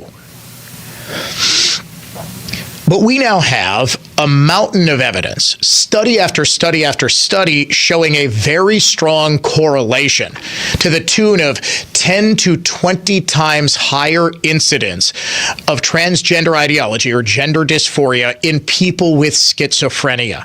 It is sort of another delusion. Nobody wants to say it because of political correctness, removed gender dysphoria from the American Psychiatric Association's Journal of Classified Mental Illnesses. It was up until about, I think, a decade and a half ago. Gender dysphoria was on its own a mental illness, which would make sense. How can somebody possibly be happy? How can somebody possibly be fully functioning if they hate the most basic identifying characteristic about themselves, their gender, their sex? And it's not just, oh, okay, I want to dress up as a girl. It's no. I need to live as a woman. I need to have surgery. I need to permanently alter my body. Or even worse, children. We need to pump kids full of hormones so that they don't hit puberty. Are we insane? Morgan Geyser, identifying as trans, should have told psychologists evaluating her that she is still schizophrenic and, yes, is still potentially very dangerous. We have, just in the last year, 3 separate examples of people who either identified as transgender or were dating someone who identifies as transgender, engaging in a very high-profile assassination, near assassination, or mass shooting. Back in January of 2025, this was a case that just got completely buried. Right around the time that Trump was first inaugurated, there was actually an attempt to assassinate Treasury Secretary Scott Bessent in D.C. Ryan English, 24 years old, trans man, was arrested with firebombs in his possession. He was attempting to kill Bessent because he was radicalized on Blue Sky and Reddit to believe that Bessent's economic policies were anti-LGBTQ+. In late August in Minneapolis, August 27th, 2025, mass shooting at the Annunciation Catholic School. Robin Westman, 23 years old, who was born Robert Westman, a trans woman, shot and killed 2 kids, injured 18 other people, including 14 children. And his manifesto referenced a fixation on mass shooters, very anti-religious views. He had legally changed his name and gender in 2020 and was very likely striking back at the school where his mom worked because of the fact that it would not support somebody like him. He was very radical in his left-wing pro-LGBTQ views. Then September 10th, the assassination of Charlie Kirk. Despite what can be themselves, actors might tell you, Charlie Kirk was very obviously killed by a 22-year-old by the name of Tyler Robinson, who was dating a trans man by the name of Lance Twiggs, and texts between the 2 showed that he was radicalized because of Charlie Kirk's views on LGBTQ. Twigs was the big influence on Tyler Robinson's politics, and because it was so violent and radical, Robinson absolutely believed that he had no other choice but to kill Charlie Kirk. He said there is some hate that you just can't reason with, or I believe some hate that you just can't argue out, some form of that basic quote. If you want to go back even farther, March 27th, 2023, Nashville, Tennessee, Covenant School shooting. Audrey Hale, born a woman, but used he, him pronouns, identified as Aiden, 28 years old, killed 6 people, 3 children and 3 adults, and in a long buried manifesto that Hale wrote, referenced gender dysphoria and resentment towards, quote, the female gender role, harbored again radical left-wing beliefs and deep animosity towards religion, specifically that school where she attended, and was very likely bullied because of who she was. June 8th, 2022.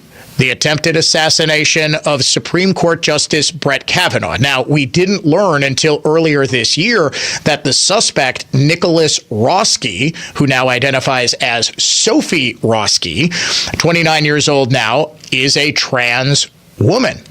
Roski pleaded guilty this past April, and we learned in court filings at about that time that he or she had an online persona as a trans gamer girl. Instead of getting 30 years, which the Department of Justice recommended for almost killing a sitting Supreme Court justice, motivated by the opposition to the draft opinion that leaked overturning Roe v. Wade. DOJ wanted 30 years. He got 8. He got 8. The family cited his mental health as well as his trans identity in the overly lenient sentencing plea. Go all the way back to May 7th, 2019. The STEM school in Highlands Ranch, Colorado. 1 killed, 8 injured, school shooting, 16-year-old Alec McKinney, one of 2 gunmen, trans man. He and his accomplice, Devin Erickson, both cited bullying McKinney over the trans identity in multiple journals that were recovered by police. Transgender individuals comprise about 1% or less of the population. True gender dysphoria sufferers are a tiny fraction of 1%. In a staggering number of the highest profile acts of violence that we have had over the past 6-7 years, transgender people are overly represented. Now, is this because there is a very strong correlation between transgender ideology, gender dysphoria, and schizophrenia? Voices inside these already violent and very mentally ill people inside their heads saying, okay, you've got to kill Brett Kavanaugh. You've got to kill Charlie Kirk because your boyfriend Lance is being victimized by Kirk's rhetoric. People who deny this reality are, I believe, overrepresented in the criminal justice system and mental health systems. And as a result, they are putting lives at risk. What I mean by that is you have 2 different professions, attorneys, judges, the legal profession writ large, overrepresented by liberals. Same thing with the mental health community who don't want to admit the obvious. People who are transgender are suffering. They are suffering and they are lashing out, often at themselves. My goodness, the transgender, do you know what the suicide rate amongst transgender people is right now? It's about 40%. 4 out of every 10 people who identify as trans will kill themselves at some point.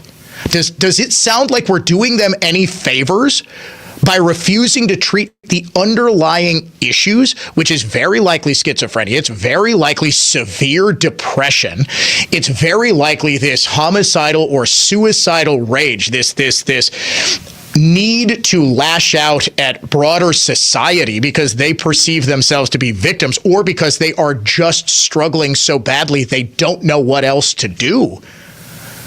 Pretending, as you did in the Morgan Geyser treatment, that her gender dysphoria, her identifying suddenly as a man, is totally independent. Oh, she's cured of her schizophrenia. She's totally mentally, she is fine. She can be released to this group home. She doesn't have, oh, by the way, she is suddenly identifying as a man and her new name is Ethan.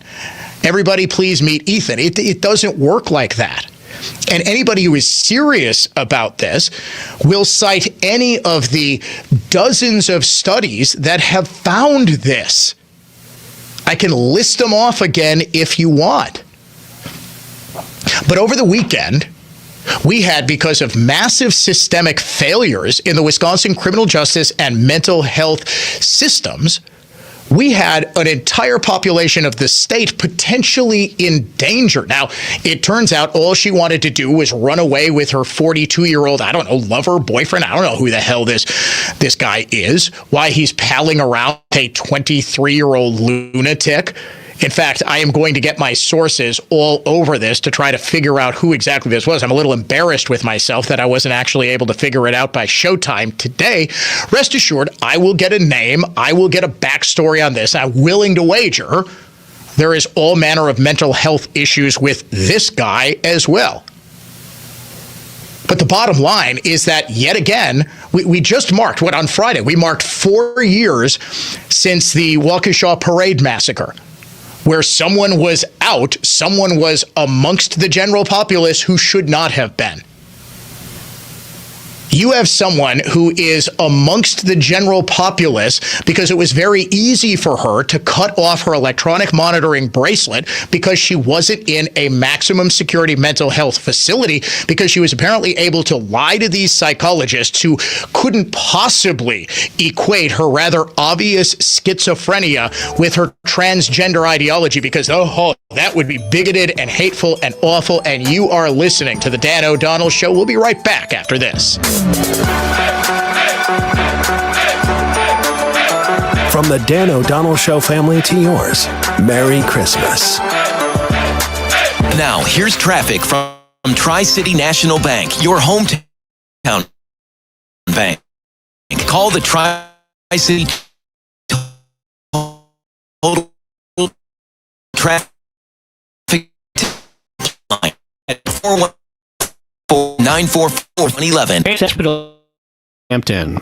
I'm Kevin Henry, and that's your latest Total Traffic. This report is sponsored by Grand Appliance. Black Friday prices and thousands in exclusive rebate savings are in effect now at Grand Appliance on top brands like Whirlpool, KitchenAid, Maytag, and more. Visit grandappliance.com or your local Grand showroom for details. That's Grand Appliance, appliance experts since 1930. There is no doubt we see it every day. Members of our community whose basic needs are not being met. That's where the Milwaukee Rescue Mission comes in, and it does more than you realize. From a foundation of Christian compassion, the Milwaukee Rescue Mission offers men, women, and children in need not just food and shelter, but also life skills education, job training, counseling services, spiritual guidance, and a chance for a fresh start in life. The Milwaukee Rescue Mission, transforming lives every day. Donate at millmission.org. AccuNet Mortgage is an equal housing lender.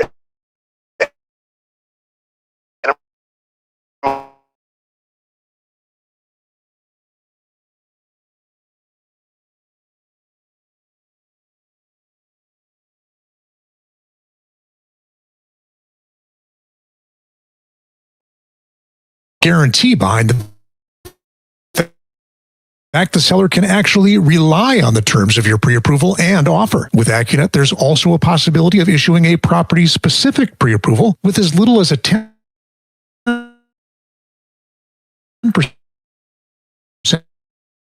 down. The kind of certainty that can help a seller say yes to your offer. The blue button at AccuNet.com and get started with their pre-approval Listing sellers recognized as the best of business. UNET.com. You know, I couldn't stop talking about my family and friends. My knees are a trouble spot. With me, tell them now that I'm doing so better. They were amazed. An extra piece. Yes, it is amazing how these non-surgical treatments deliver joint pain relief for patients like Dr. Eric Williams, a successful chiropractor. Week I just started noticing I could have pain. I could play pickleball. I could do a CrossFit. I can move again without the pain pills or invasive surgery. You know, I'm 60 years old and I want to stay competitive as I can. And see it, they did me right and really made a difference in my life. Book your free consultation with QC Kinetics and experience the difference for your spouse. Call QC 414-888-4387. That's 488-4387. Just coming. It's time to get super sure. Hey, Dan O'Donnell for my friends at Current Electric to thank Southeast Wisconsin for making them the #1 choice in same-day electrical service. The reason so many people choose Current Electric, it's trust. And it's that simple. People trust the Current Electric electricians who perform same-day electrical service. From Current Electric, a chance to earn your trust. You won't go dumb. Be sure to listen to the Annex Wealth Management Investment Show Saturday mornings at 11 and Sunday afternoons at 1 on News Talk 1130 WISN. Annex provides its expert to arm listeners with the knowledge and tools to invest. Annex Wealth Management. Know the difference. Corporate megastores are spending millions lobbying DC politicians on one-sided policies that send small businesses tumbling. They want to enact hard to take resources away from you bank. Harder for your family to pay for everyday goods like gas and groceries. Tell Congress to guard your card and oppose the Durbin-Marshall credit card mandates. Paid for by Electronic Payments Coalition. Here's the tale of the daily Medfield, same old pharmacies. Price get rising high. Till the savings are rode in, cool as can be. Good RX. No, man, off. Deals are done. Discounts hitting harder than Ma's chili. Dang. That's one brand. Save time and money on prescriptions. Check Good RX. Good RX is not insurance. Injured? Call Gruber Law. That's all. This week's episode, next chapter, I'll be to sit through a media mogul, philanthropist, and global trailblazer. I could feel inside myself at 4 or 5 years old, the screen, this is not going to be life. Your free app radio app, search Nectar with TD Jakes. That's NXT. And listen to Our favorite 4-letter word. Free! Free. Down.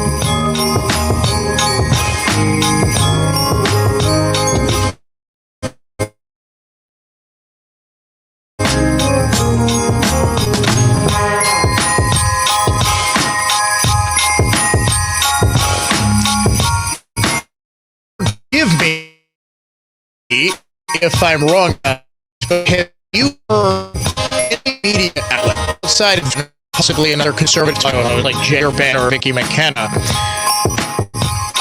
hold the Evers administration to account for its Department of Corrections not notifying anybody? Dana is meant to have her friend 19 times, was on the loose, that had cut off her electronic ankle monitor and was taking off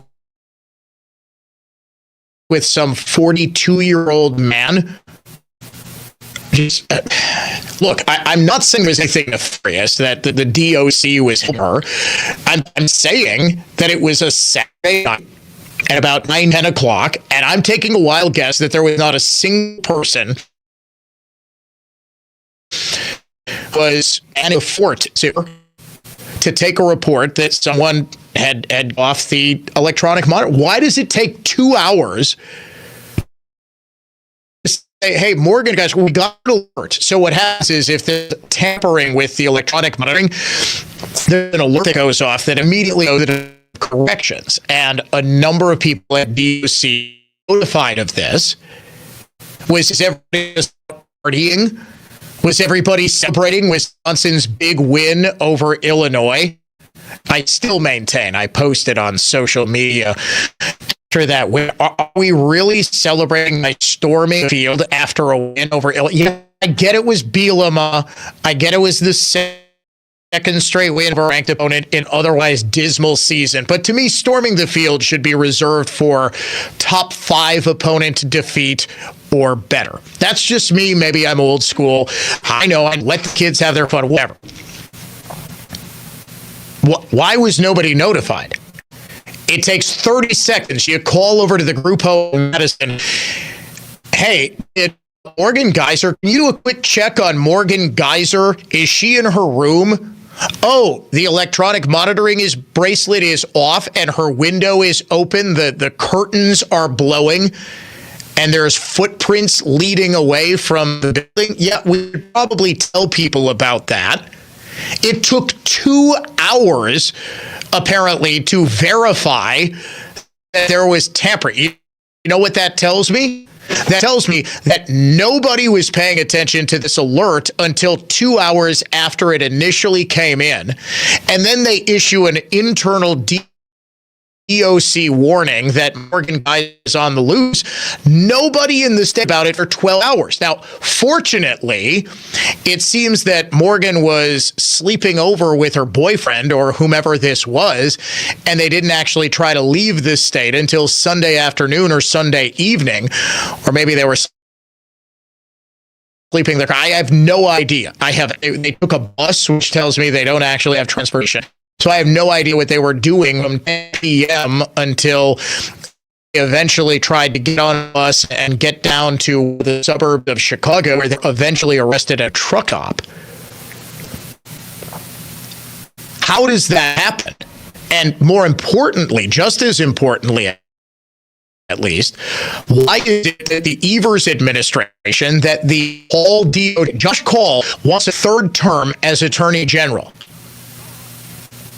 What is systemic failure here? He's talking for years. This with rape kits. It turns out that in his first term, testing rape kits in Wisconsin dropped to an even slower rate than it was under Schimmel. And now we have dangerous transgender, psychopathic, attempted murderers just walking from their group homes, and nobody knows about it. And yes, the idea that she was allowed to transition from the mental health facility in Winnebago to this group home living in Madison, all while admitting it is in her documented reports from her failed attempts at getting a conditional release that she knows how to play the doctors. She knows how to lie and to manipulate them into believing that she's totally better. She knows how. It's my very strong suspicion that she was probably playing up her schizophrenia diagnosis and her symptoms to begin with because she didn't want to be convicted and have to go to prison for stabbing her friend 19 times. She says, oh, yeah, I'm schizophrenic. I'm sure her defense attorney are telling her, hey, guilty by mental disease or defect, you can do this. Oh, well, she would go in the criminal justice system. Believe me, as someone who has raised 13, 14, 15-year-olds, they know how to get out of trouble. They know how to, they will directly to your face in order to get whatever is better for them. To pretend that this girl, of all girls, is incapable of doing that. Oh, yes, she must be telling the truth about her treatment. She must be doing just fine because she's telling her psychologist she's doing just fine. It's an absolute debacle from start to finish, and I demand accountability from the Evers department for it. Well, From the Lynch Truck Center in Waterford, Total Traffic Center. Crash just north of the stadium interchange. It's on the 175 southbound exit ramp to Wells. 94 westbound is solid through the stadium interchange, starting at 20. Eastbound delays from Fort Hawley. I'm Kevin Henry. That's your latest Total Traffic. By the Lynch Automotive family of dealerships. It's the Lynch family of dealerships, and this leads you a 65-inch TV with any new or used vehicle purchased. Plus, take advantage of interest rates as low as 0% this week only. Visit shoplynch.com today. I'm Fred Schwertfeger, president at Horicon Bank. We're a community-focused bank, proudly family and employee-owned. With our ongoing success in the Milwaukee area, we've expanded our team, adding 2 seasoned professionals, mortgage loan originator Nick Hiltz and business development officer Eric Wisenan. Nick, what is it about Horicon Bank that resonates with you? It's Horicon Bank's active commitment to better serving the needs of home buyers in and around Milwaukee. I'm eager to make home financing easier and more accessible for those who live in the area. Eric, your turn. What motivated you to migrate to Horicon Bank? At Horicon Bank, they build genuine relationships with their customers. I'm excited to leverage my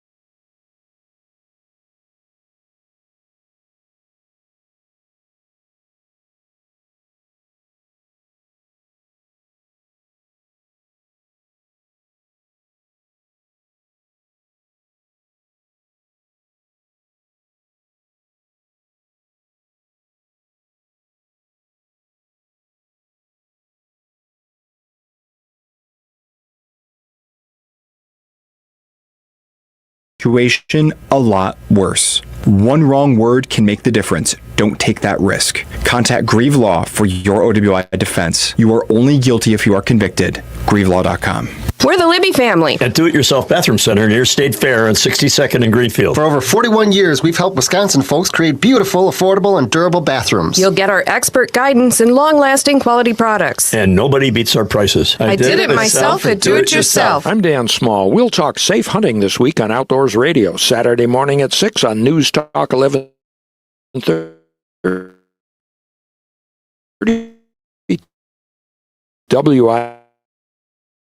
WISN. Brought to you by the Wisconsin DNR with a reminder to be sure of your target. Of your home so you don't have to.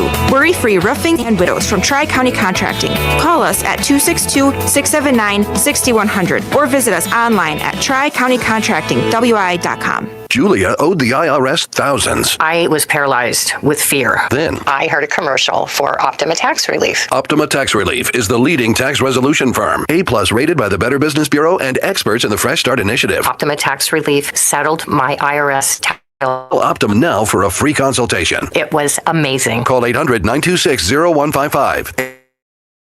800-926-0155. Optima Tax Relief. Visit OptimaTaxRelief.com for deals. West Venture Group is not Foreman Chuck. Definitely not an attorney. This is Chuck. I'll talk you into buying something really, and you won't have that silly little thing. My advice, get a fax. Call me and I'll send you our timeshare exit kit. Absolutely. Inside your timeshare. For your fee at 809-7171. That's 800-809-7171. Simplify keeps you safe, warm, and dry. For a free estimate, go to simplifyroofing.com. iHeartRadio is the easy-to-use app for music and radio. Download the free iHeartRadio app today.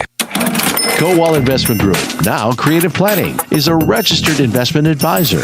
Now for your business report from Creative Planning. For informational purposes only. Past performance is not indicative of future results. Good afternoon. This is Tom Krieger with your afternoon business report. Major averages were higher today, rebounding to start the shortened Thanksgiving holiday week as U.S. policymakers left the door open to a December interest rate cut, noting that upcoming economic data could be a driver for that cut.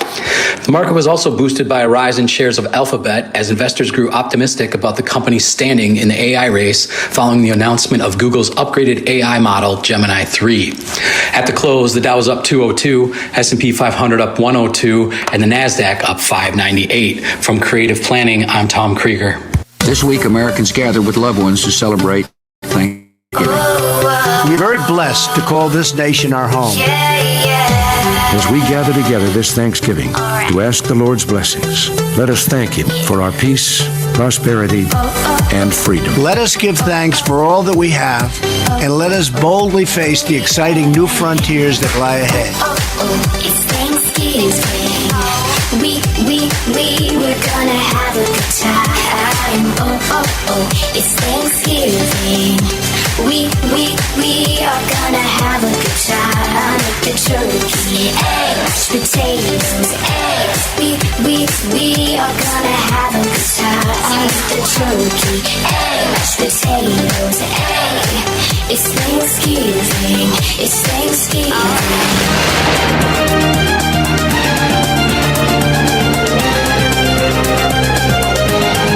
And we are so thankful that you tune in to the Dan O'Donnell Show each and every day. This Thanksgiving week will, of course, feature what has become an annual tradition, our tribute to Rush Limbaugh. We will play in its entirety his true story of the first Thanksgiving. It is a 12-minute monologue in which Rush reads from his book, Rush, Revere, and the Brave Pilgrims, and he explains why the story of the first Thanksgiving is really the story of the birth of American capitalism and a thorough rejection of the exact sort of communal ownership of property and socialism that New York City just apparently said they want as mayors. So stay tuned, 5 o'clock hour on Wednesday afternoon as we play and then discuss the late, great Rush Limbaugh's real story of the first Thanksgiving. If you want to join the Dan O'Donnell Show on this final hour of the Monday edition of the show, 414-799-1130, and that is your adventknows.com talk and text line. Reach us toll free, 1-800-838-9476. Email me directly, dod@iheartmedia.com. You can find us on social media where we are streaming live at Dan O'Donnell Show on X, on Facebook, on Instagram. Heck, we're even streaming on LinkedIn and, of course, YouTube.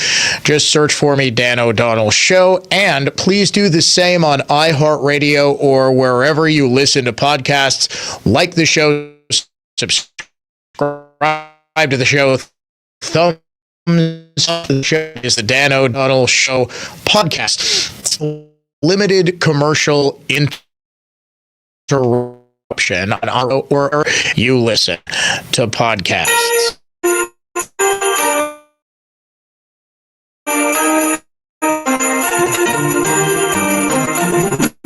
We do remind you that missions are now being taken. Daniel Show Christmas special.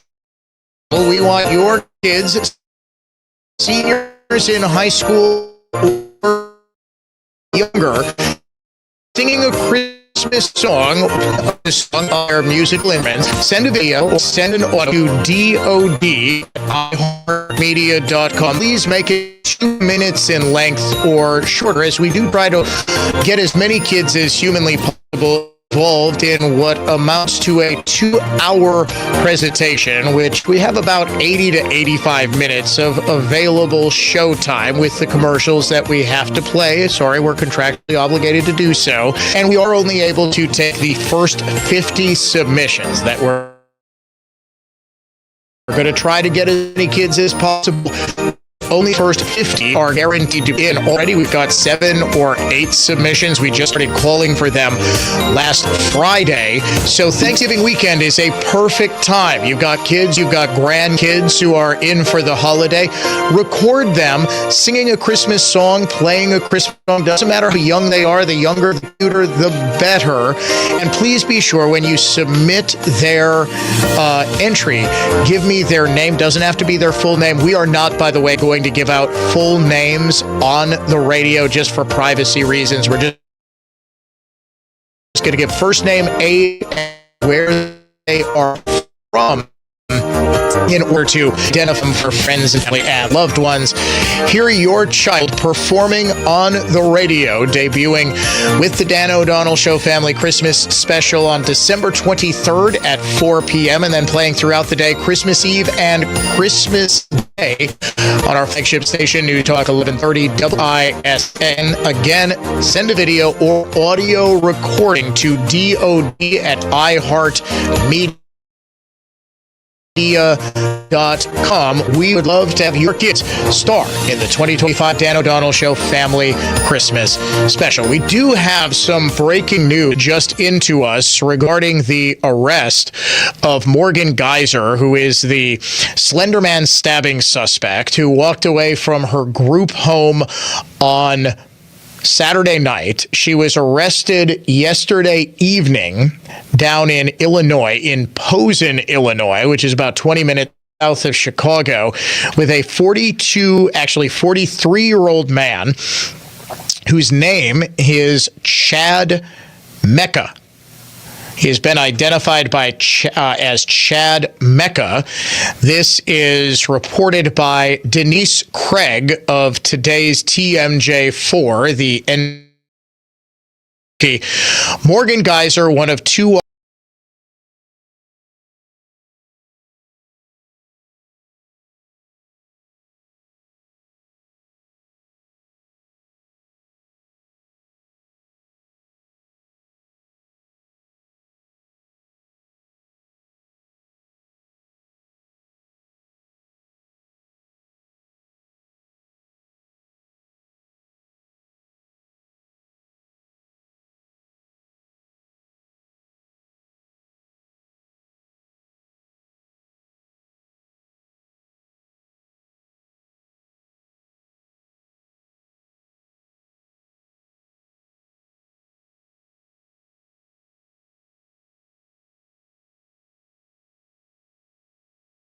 Mecca eventually told officers his identification was in his backpack.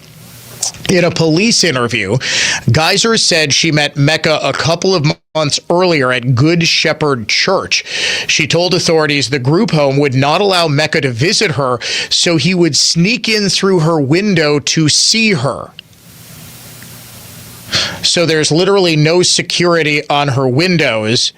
A 43-year-old man can just sneak in to this group home to... Look, folks, I'm just going to be honest with you. Why do you think this 43-year-old man was sneaking into a 23-year-old woman's group home window at night?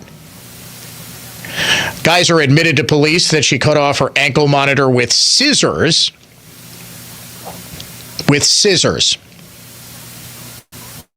These things are apparently so easy to cut off, you can cut them off with scissors. And had discussed traveling to Nashville, Tennessee with Mecca. When asked how they got to Posen, she said they took a Greyhound bus from Wisconsin to Chicago, walked to the south side, then took another bus to Posen, where they ran out of money and stopped at the gas station. Mecca was charged with criminal trespass and obstructing identification. He was released on a citation and a notice to appear in court. Extradition warrant. She is expected in court on Tuesday morning. Well, here's the thing. I actually did some digging on Chad Mecca, and he has an active restraining order or temporary restraining order, TRO, against him, which I am led to believe stems from a disorderly conduct domestic violence incident from earlier in 2024. As recently as Halloween, October 31st, so less than a month ago, there was activity in this temporary restraining order case. Outside of that, he was sued the union for $16,000, so I'm taking a wild guess that he's significantly in debt, that he is some sort of lowlife himself. But in terms of crimes, all I could find was the domestic violence. He had one charge dismissed but read in. Both were domestic abuse modifiers, which means if it's disorderly conduct that the officers or prosecutors can determine was done, in the cause of domestic harassment or some sort of violent activity, they will actually make it a more severe crime. Didn't matter because it was not actually charged as a crime. It was a forfeiture, meaning it wasn't a misdemeanor. It resulted in no jail time. And unfortunately, we're having major issues with my computer here. There's some issue with the internet, so I can't actually stream on the DanoCam and also surf the internet and try to look up the circuit court records of Chad Mecca. So I'm sort of doing this by memory from what I had up on my phone during that news break when TMJ4, I've got to give credit where credit is due here. I am going with the report from today's TMJ4. That is where I'm getting all the information, including the name of the 43-year-old suspect. He was originally identified as a 42-year-old, but now we know him to be 43-year-old Chad Mecca. And I have no information about the nature of his relationship with Morgan Geyser outside of what I know from the report from TMJ4 and the fact that he apparently was sneaking into her room and she met him at church. This certainly sounds like a dating romantic relationship. Now, is Geyser still identifying as a man? Or was that just to perhaps gain some sympathy so she could get out of her mental health facility and into this room where apparently there's no security whatsoever? She is allowed out. Apparently there are now stories that are appearing at jsonline.com.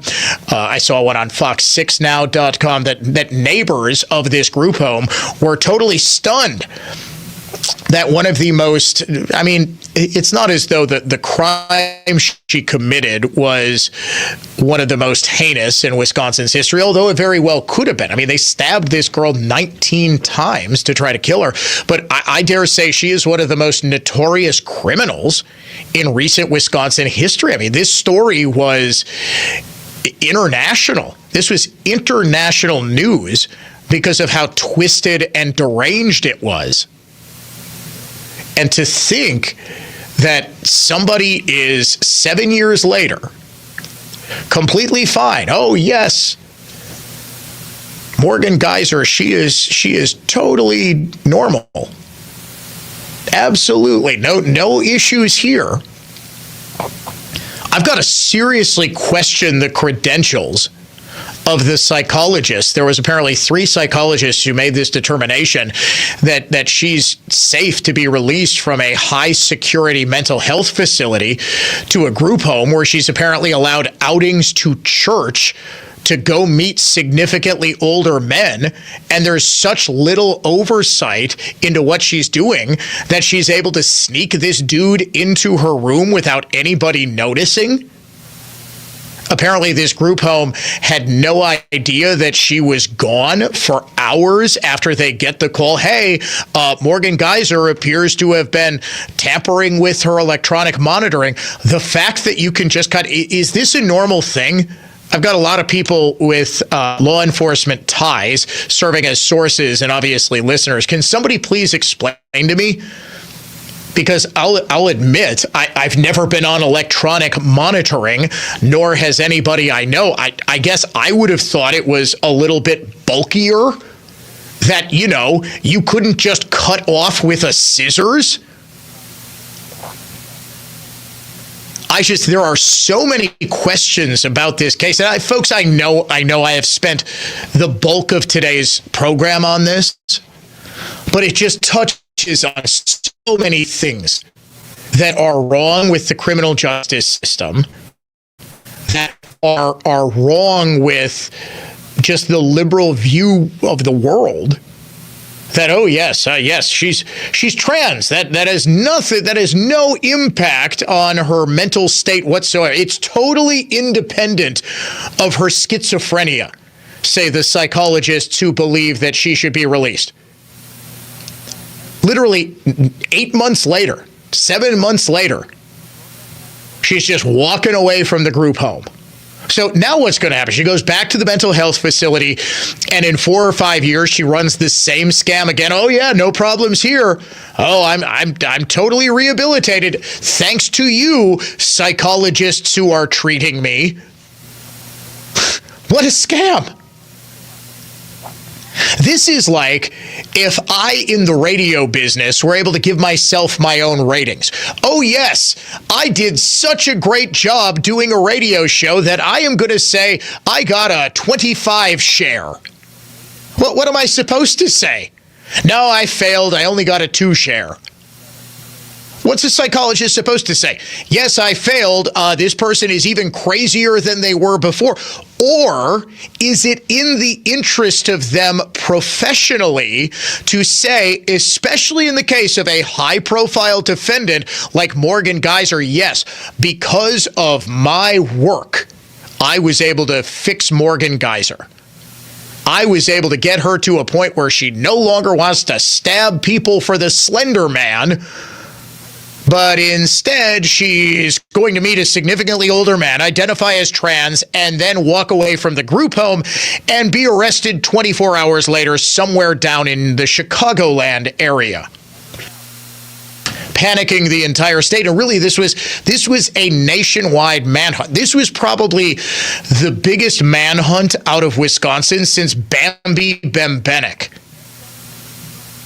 Now, thank heavens, she and Chad Mecca are too mentally ill or incompetent, or it sounds like poor, to be able to get out anywhere. They ran out of money after 2 bus rides down to Chicago. This does not sound like the most well-financed, well-thought-out plot between 2 criminal masterminds here. Thank heavens for that.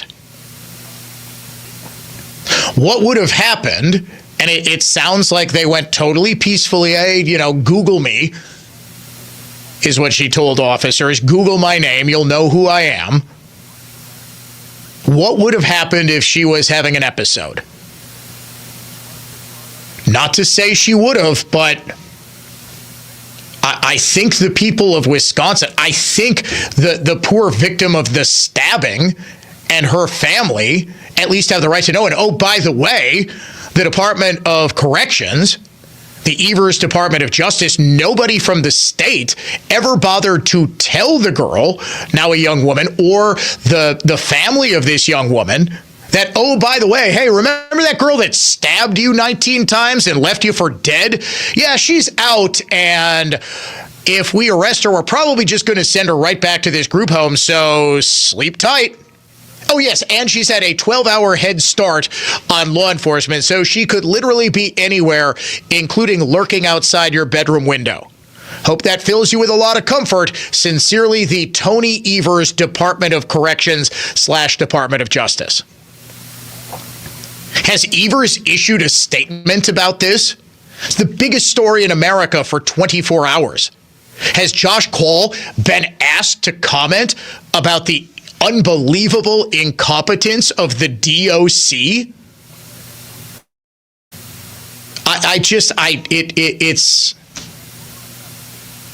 If it's just me, calling, they can ignore me. Well, it's some right-wing radio host. But of course, nobody else in the media, they're just going to treat, that's one of those things that happens. Oh, golly. When you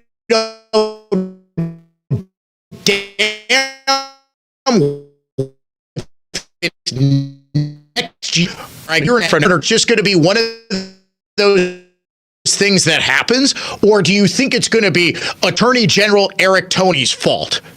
And there's going to be wall-to-wall coverage about how incompetent Attorney General Eric Toney and whoever Governor Tiffany puts in charge of the DOC.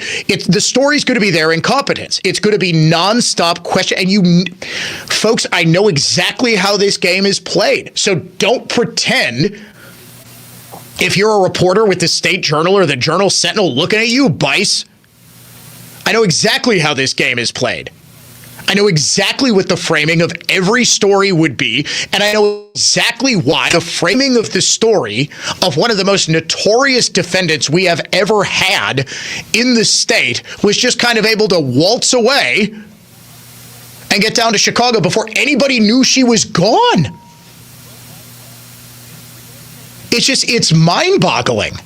And it's not as though she was just some nutso kid who was writing manifestos about wanting to shoot up her school, which would be bad enough. She stabbed a girl 19 times because she had some insane delusion that the Slender Man was going to kill her family if she didn't do it. But we're to be told that, just in the last 6 months, she made a great recovery, just a miracle recovery.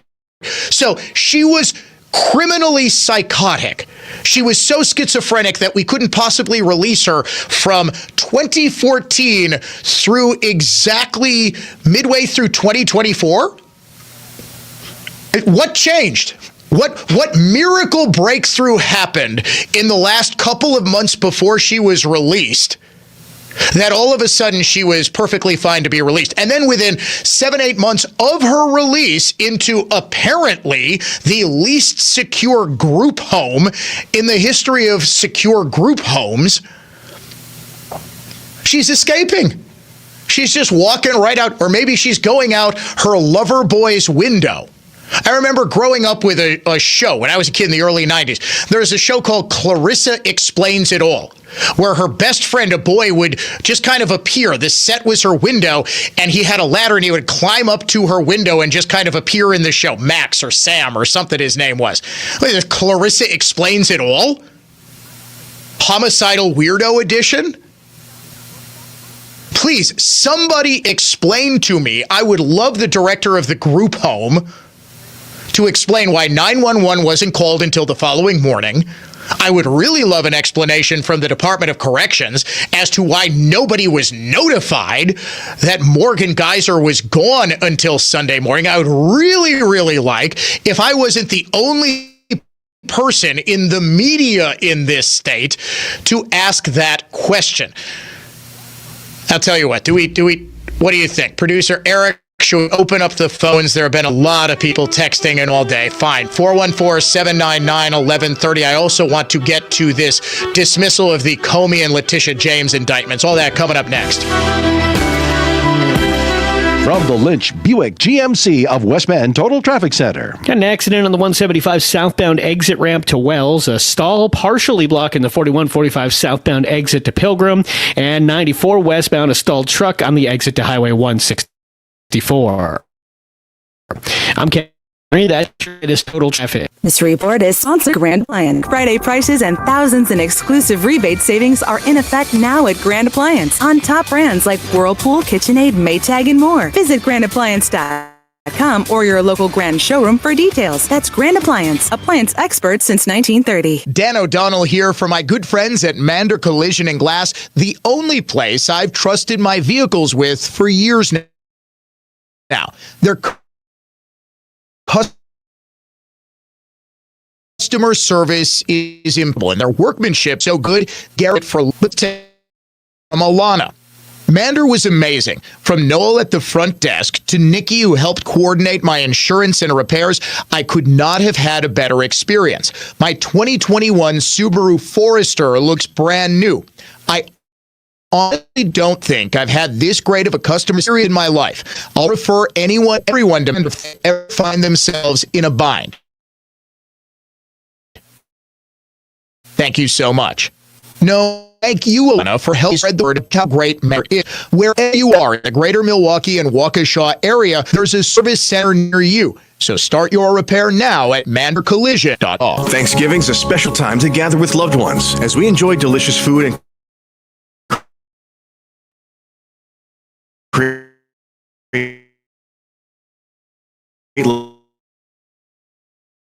lasting memories.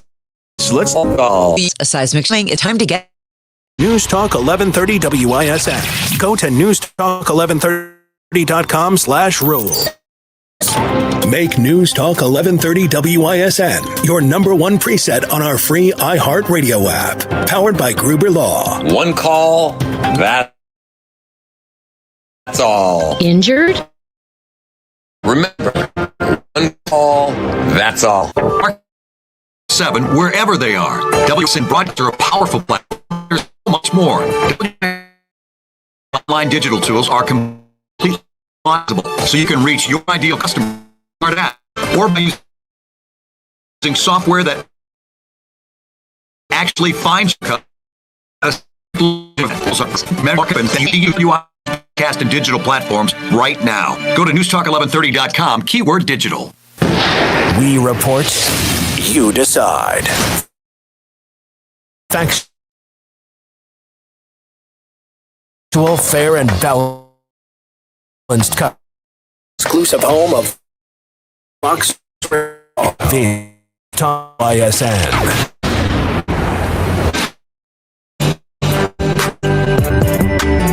Have a very Merry Christmas.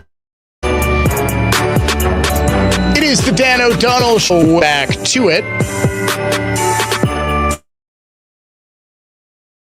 I love your text right now, but it's sort of like we're doing a radio show back in 1995, so we're going to just move on. I'm sure there will be much more to talk about with respect to the Great Morgan Geyser escape coming up.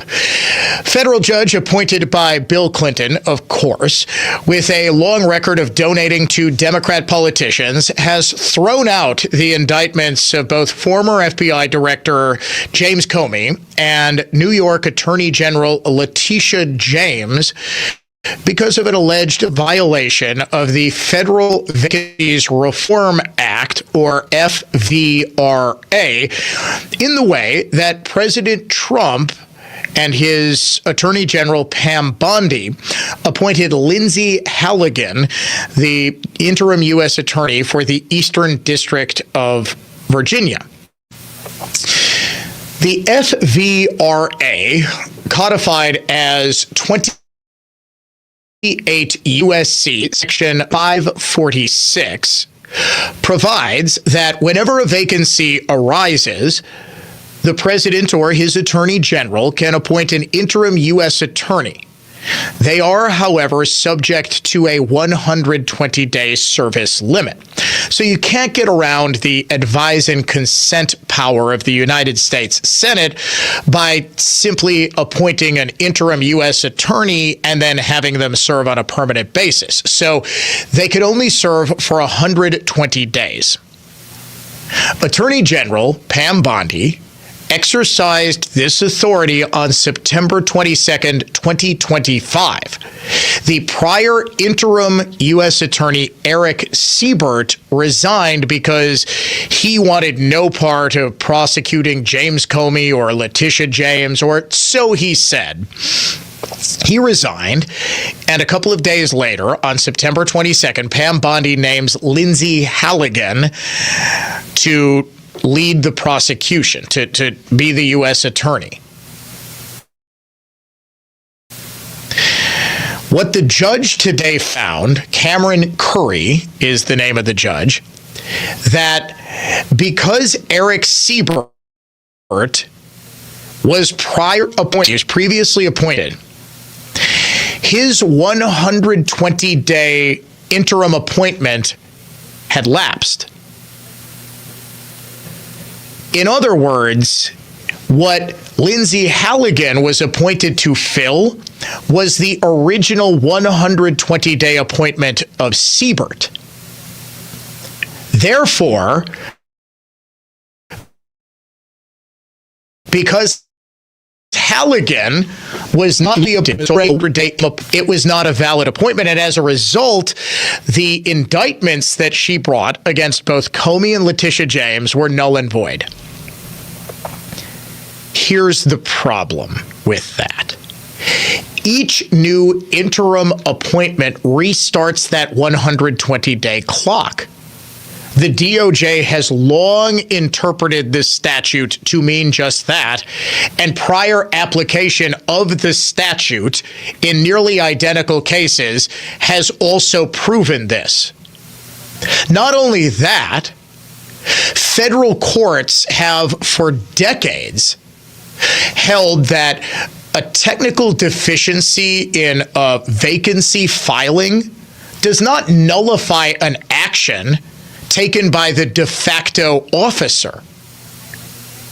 Okay? So just because Halligan, because there was a procedural defect in her appointment, that doesn't mean that anything she did is null and void. The most notable case of this comes 30 years ago, Ryder v. United States from 1995. This actually, in fact, this case led to the enactment of the relevant statute 3 years later.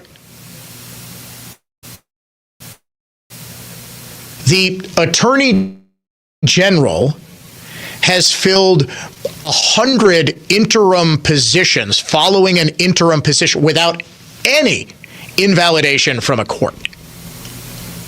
So if you were to require the district court to intervene, and that's the prescribed remedy, after 120 days, the district court intervenes if the Senate just is not going to take up a nomination.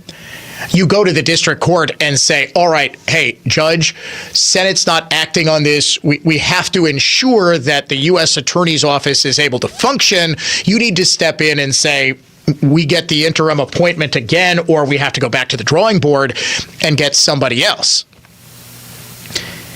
If you would require the district court to intervene after every 120-day period, how could the DOJ function? This probably is going to be tested with the interim appointment of Brad Schimmel as U.S. Attorney for the Eastern District of Wisconsin. Remember, he was only appointed on an interim basis because our Democrat Senator Tammy Baldwin, with no possible reason other than partisan politics, refused to sign off on his nomination. Now, normally, what this would result in, it's called a blue slip. If she doesn't fill out a blue slip, normally the nomination would die. Well, the Trump administration says Schimmel is eminently qualified. He was a district attorney. He was the attorney general of the state for 8 years, and he was a sitting judge. How is he not qualified to be U.S. attorney? Name me how he is not qualified. He got a lot of money from Elon Musk's political action committee when he was running for Supreme Court. That's the reason. All right, that's cute. Now do Janet Protasewicz and how much money she took from Reid Hoffman, who was gallivanting around to Epstein Island. The point is that the Trump administration said, we're not playing this partisan game. Schimmel is the interim U.S. attorney.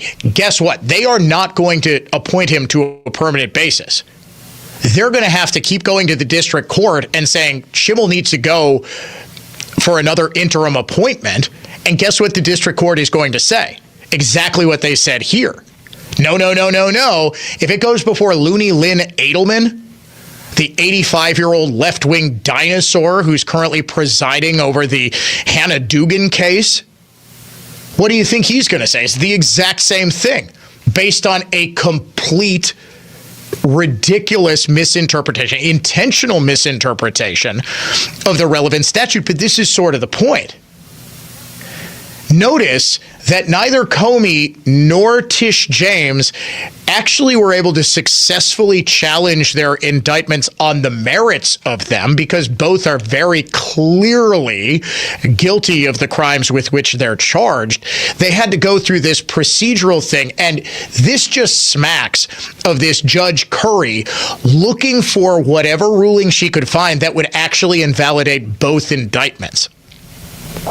Because this was just in the Comey case, but because Halligan also brought the Tish James indictment, her ruling impacts that as well.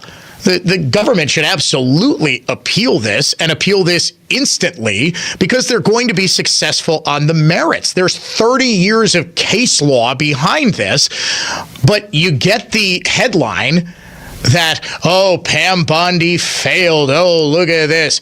Comey and Tish James walk free. And most people, most of them poorly informed lefties, are going to say, the case fell apart because it was obvious political persecution, because it was an obvious revenge prosecution. No, it fell apart because a judge is willfully and intentionally misapplying federal law in order to get to the outcome that she wanted. That, in a nutshell, is precisely what's wrong with the judiciary writ large.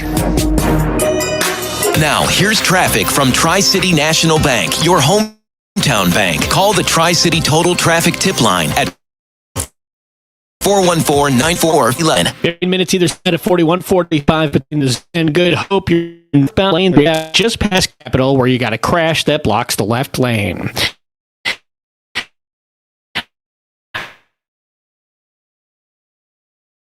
I'm Kevin Henry, and that's your latest Total Fit. Black Friday prices and the next rebating thousands on top brands like Whirlpool, KitchenAid, Tag, and more. Visit and science experts in 30. I'm here on the iHeart app or wherever you Mark Belling Podcast in the search and for the Belling Podcast, presented by Uline Shipping Industrial Supplies. Ship same day for us delivery. Visit uline.com. Also supported by Charisma Systems. You can get the Mark Belling Podcast right now at iHeartRadio or wherever you get your podcasts. I'm Warshawski Law's nationally certified legal investigator, John Schatzman. If you or someone you love is horribly injured, sign and settle lawyers should scare you more than blocking Clay Matthews on a Klingon battle cruiser. Insurance companies value your claims. Settlements investigating your injuries is a lawyer never tried a case looking at police reports. With Warshawski, your investigation will be in the way to record your injury interview was usually within minutes. call. It's not uncommon for me to preserve evidence authors a meticulous examination of physical evidence, all documentation, and every medical record, make certain nothing is missed. Warshawski will show how your losses could have been prevented and exactly why they were not. Insurance companies are risk adverse. Warshawski's unique skills make record cash settlements possible. And when settlement is not forthcoming, your best outcome at trial. Injured, it is about the money. Warshawski.com. Dan O'Donnell here for my good friends at Mander Collision and Glass, the only place I've trusted my vehicles with for years now. Their customer service is impeccable and their workmanship is so good, they guarantee it for life. But don't just take my word for it. Here's a 5-star review from Alana. Mander was amazing. From Noel at the front desk to Nikki, who helped coordinate my insurance and repairs, I could not have had a better experience. My 2021 Subaru Forester looks brand new. I honestly don't think I've had this great of a customer service experience in my life. I'll refer anyone and everyone to Mander if they ever find themselves in a bind. Thank you so much. No, thank you, Alana, for helping me spread the word about just how great Mander is. Wherever you are in the greater Milwaukee and Waukesha area, there's a service center near you. So start your repair now at mandercollision.com. Believe it or not, it's been 6 months since tax day. It's time to start taking a look at your plan. Fortunately, we're still in a window of time where you can review, strategize, and make many changes to your 2025 tax plan. But the days are going by quickly. The team here at Annex Wealth Management can help. Our tax and retirement specialists can review your goals and your current situation and walk through options that might build confidence on where you're headed. Contact Annex Wealth Management today. Looking for the best Black Friday deals? Fleet Farm's got them. Doors open at 5 a.m. Friday with a free plush moose for the first 500 shoppers. Then save 30% on all in-store footwear. Get a $20 gift card when you buy $100 in Carhartt gear. And all passenger tires are buy 3, get 1 free with rebates of up to $100 on select brands. And if you just can't wait, shop early Black Friday starting Wednesday at 8 p.m. only at fleetfarm.com. They saved over $50,000 after we sold their home at only 1.9%. You don't have to pay 6% to market and sell your home. Hundreds of Century 21 Benefit Realty clients will attest. You can get it all for only 1.9%. The more value your home has, the more important it is to find the best real estate commission and the marketing ability to get top dollar. And with Century 21 behind us, that's what we have. This is Angela Calais with Century 21 Benefit Realty, benefit-realty.com, where you pay less for full service. Each office is independently owned and operated. Half a century of marketing expertise joined with over 20 years of local market knowledge. Not to mention the savings you'll see after you get our best commission right up front, which, by the way, is only 1.9% on the listing side of your home. Join that together and you can be sure that you've chosen the right real estate experts who have the experience to market your home effectively and give you a commission that'll end up paying for things like new furniture. This is Angela Calais with Century 21 Benefit Realty, benefit-realty.com, where you pay less for full service. Each office is independently owned and operated. Injured? Call Gruber Law. One call, that's all. The free iHeartRadio app is your home for the holidays. It's the most wonderful time. Open the app and search Holiday and find B97.3, Milwaukee's home for the holidays. Plus stations playing specialized holiday music, Christmas classics, Christmas jazz, country, plus tons of playlists, even podcasts. Our gift to you, the perfect holiday soundtrack. Open the free iHeartRadio app now and search Holiday to start listening. After a weekend in Nevada, the Milwaukee Admirals return home Wednesday when they host the Iowa Wild for the first time this season. Hits the Rockford line, delays. Afanasiev in the slot. He shoots and scores! Igor Afanasiev! Pre-game coverage at 6:30, face-off at 7 on Fox Sports 920 and the iHeartRadio app.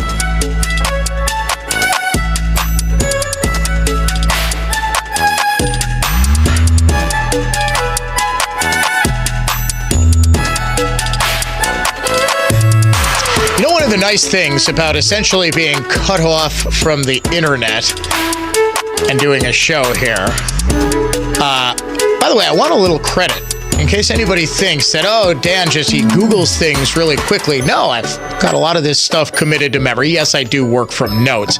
But one of the nice things about not having access to the internet, not being able to see your texts, is I don't have to read all the people who are complaining that we are already doing Christmas bumper music.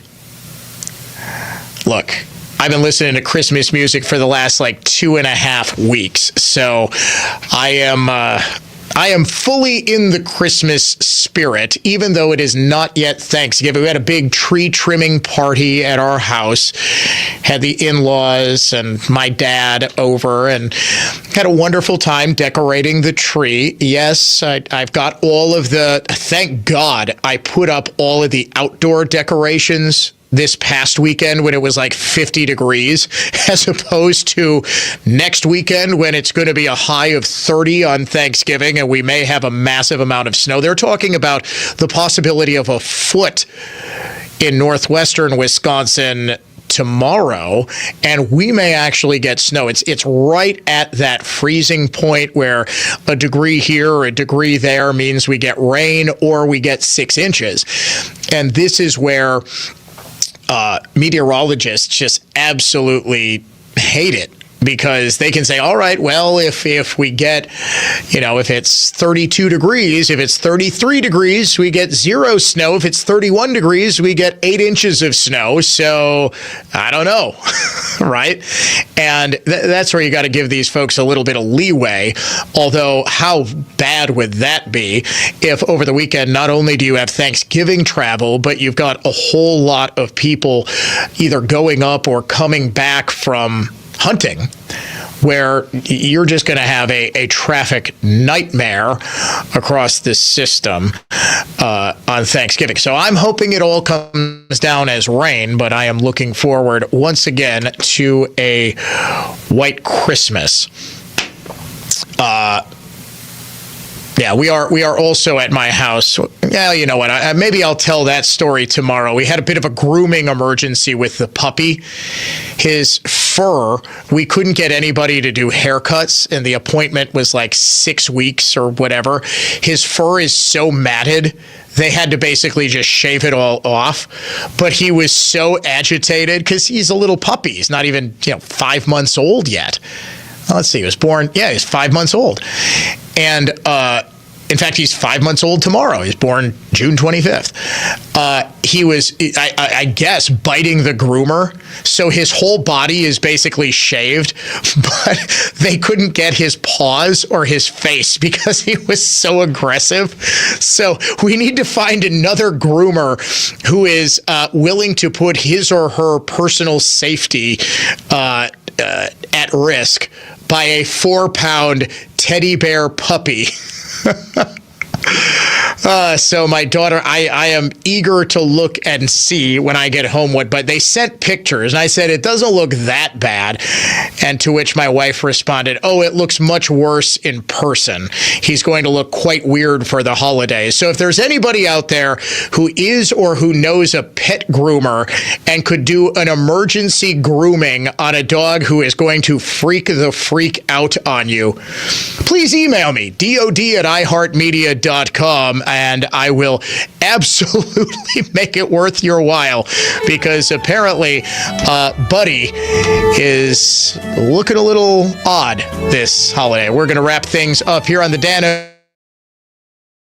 Stay tuned.